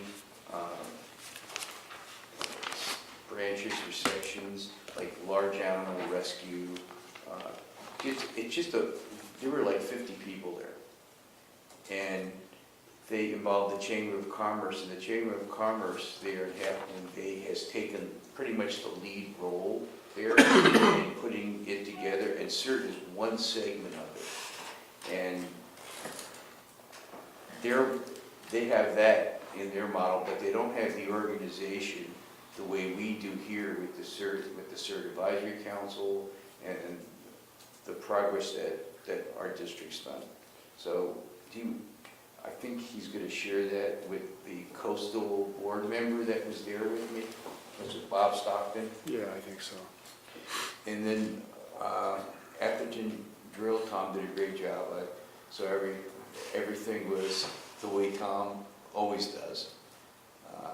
I went to the info section, the information presentation at Menlo Park, and I wrote down some facts, and I threw some of the facts to you because I was a little bit surprised that their police budget for salaries is 80%. And we're at, what, 67, I think, that was the number, or something like that, right? So they're at 80%, we're at 67%. They had stated their reserves at $36.5 million. And I think you went, what? So No. I would like to find out what the reserves are for all the communities we serve. I think that would be a good thing that we would know. So I don't know, Chief, how we do that, but that's a representation that, well, at least Menlo Park did. I mean, I don't know with Atherton or East Palo Alto, and well, the county, that's another. Well, I think it's how you define a reserve. I know Director Bernstein had communicated with me about, doing something under the finance committee, but, certainly we can look at that. I mean, Kathy's the one that does the analytics on that sort of stuff, but terminology is terminology, right? I mean, it's not exactly everything they have in the bank, and we know that. But equally, we have, designated funds as well. So I don't think, I don't know if they're intentionally hiding anything. I think, you have pots of money for different things. But what's the total amount is what you're asking. And I think every agency, has that. Maybe it looks a little bit different, but. Yeah, they're, like, for example, their CIP fund is separate. When they say their general fund balance, they're saying just basically what our one fund balance is of 18 million. We've got CIPs kind of mixed into it all, and we say it's this. And for them, if they put all theirs together, it was 100. I know it was 107 for fiscal year 16, 17 at the end. So the 107 million Yeah. that Menlo Park has as reserves? Yeah, that, For different Yeah. funds. In total. So general fund, yes, it is about 30 million. And, it's quite a bit of money that they have when they make a representation at 36.5 million. yeah, only 30%. That's a representation that they made. I mean, how much to that? Well, I think the part, and I'll just say this because I was in the room, when we were doing the financials and they were looking at, whether they wanted to continue, maybe be included with Atherton and so forth. And, we kind of stepped away from impact fees in terms of getting them to improve. But yeah, it's a little bit of a sensitivity only from the standpoint of the fact that they mentioned how well off we are with our reserves, and yet, they underrepresent how well off they are themselves as well. So, I think that's the part that, if you're going to play it up the middle, then play it up the middle. And they never told me about what their CalPERS debt was. They didn't know. Who? Menlo They Park? have to know. There's no way they don't know. Who? Menlo, who Yeah. didn't know? Every agency in CalPERS, Kathy, correct me if I'm wrong, gets that every single year. Absolutely. Maybe they thought he asked too many questions.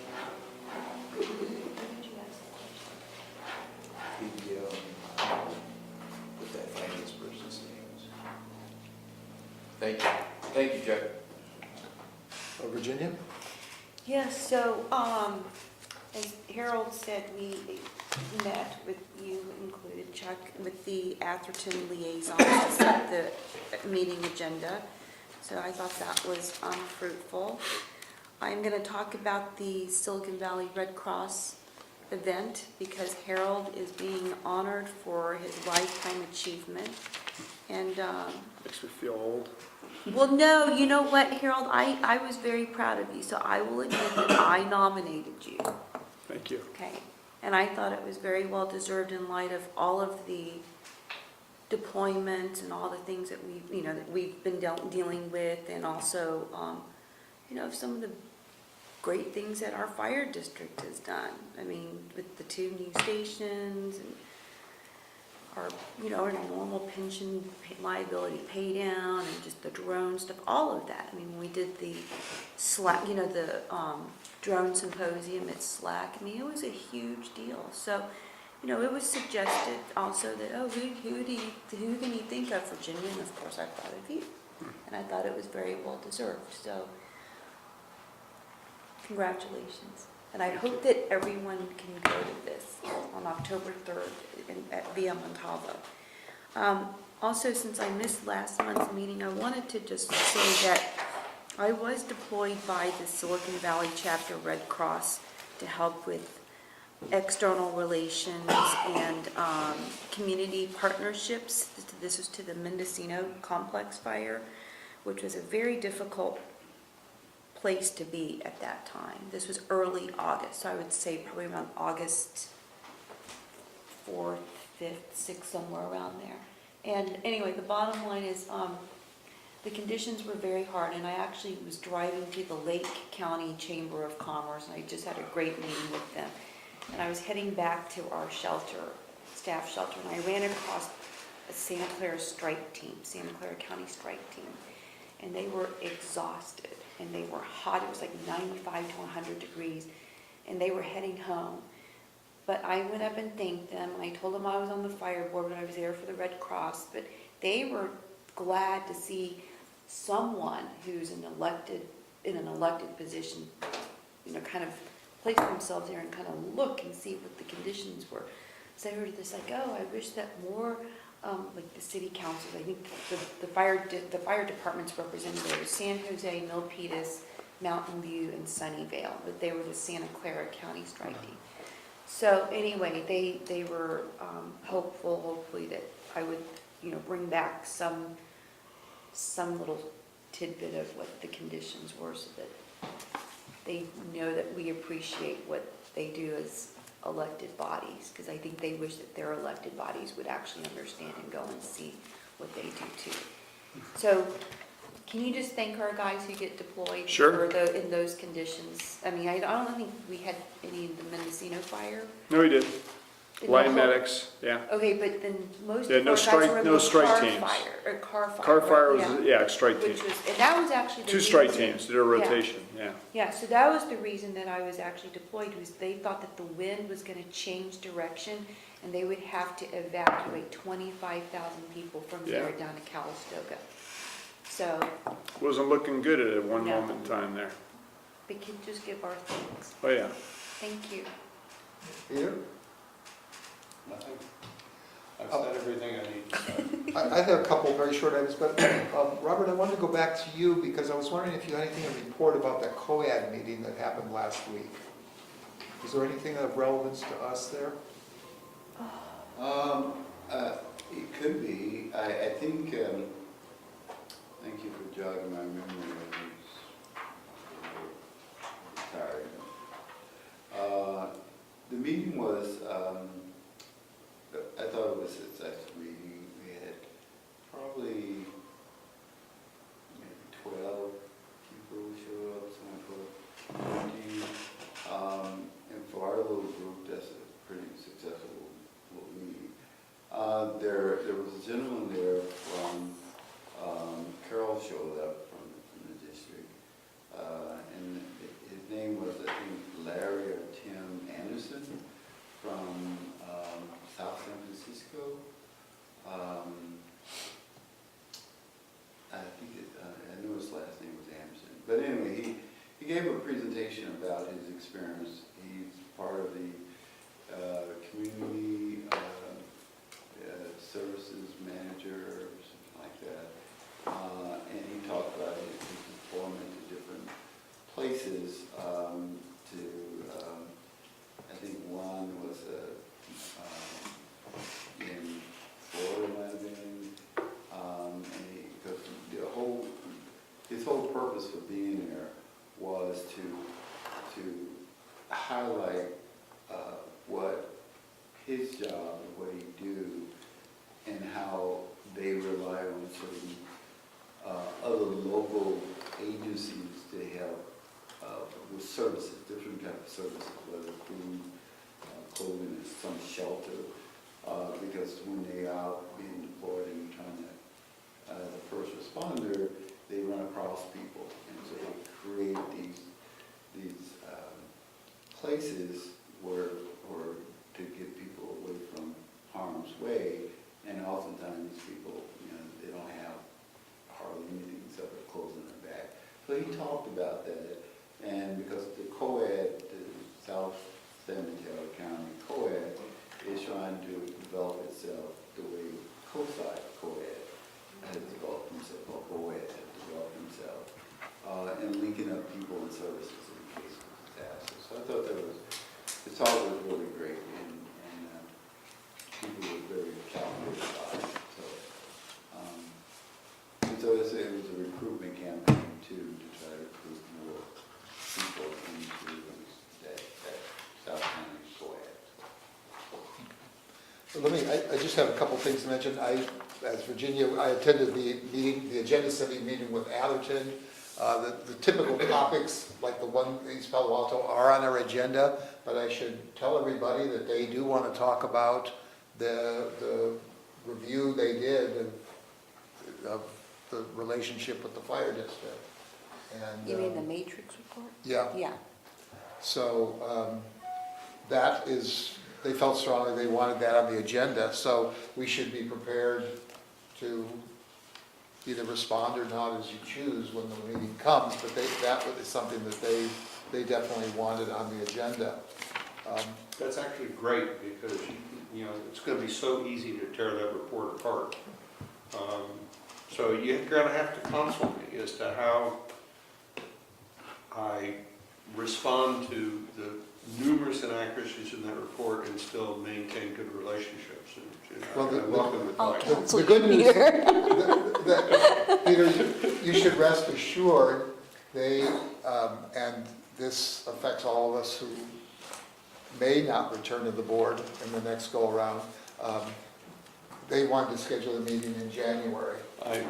So that you will have an opportunity perhaps as a public input. I certainly will. Okay, but not as a board member. I participated in the Atherton drill. I also taught, last month was the English Get Ready training in East Palo Alto. I had a good group of people. There were like 8 people there. Several of them wanted to take the training, and I had some from a previous group that wanted to take the training. And the reason I had so many at the training was because of the fair that Woodland Communities had done in East Palo Alto. They took a vacant lot, they set up this fabulous fair. They had 600, 700, 800 people show up, giveaways. It was very well done. I don't know that anybody knows how to put on a better event, really, than those folks. And they just did a fabulous job of getting lots and lots of people there, and there was lots of interest. I got, 12 or 15 names of people that want to hear about our training and so forth, so that's good. And then I had something that the chief would be interested in. I've gone, as you may recall, I went to the meeting of the special districts in several months ago, 3 months ago, and I was elected to the countywide oversight board that's overseeing the disposition of the redevelopment agency assets. And boy, in the county, for example, there's a little over $400 million worth of these assets, so there's not a small amount. And I was really amazed just from the limited thing. We had a meeting in August, we had a meeting in September, or July, August and September. And the shenanigans that went on with some of those things is incredible. But Chief, I have a compliment for you, that the chairperson is a fellow by the name of Tom Casey, who, there are 3 really active people on this oversight board who are from various aspects of the school, the university system, the community college system, and then the public schools. Tom Casey is involved at some level in the schools, and he said you were about the only person that ever showed up to try to protect our district revenues at hearings. So it must have been as part of the East Palo Alto discussions and so forth. It was RDA. The RDA Yeah. for East Palo Alto, or maybe Menlo Park, or maybe Mostly- both. No. Yeah, it was both. It Yeah. was, we were the largest district, so we had representation. And, yeah, I showed up, and the good news was Michelle Brott, who was here at the time, was super smart and figured out where they'd hidden all the money. So that was, I don't want to take all the credit. That was the person that delivered the bad news that they weren't going to be able to You sneak were the any. hired gun. Yeah, they were going to sneak anything through, you know? I just want to say that he still remembers the presentations you made. Oh, yeah. So that was all on my report. Any other report items? Okay. Proposed agenda items, there were none submitted in advance. Does anybody have any proposed agenda items to propose tonight? Okay, public comment number 2. Anybody from the public like to speak? Okay, there's some information items. Could I get a motion to Adjourn. Adjourn? It's been moved and Peter has seconded. Adjourn the meeting. All in favor say aye. Aye. Opposed? Yeah, I'll scan that stuff. We'll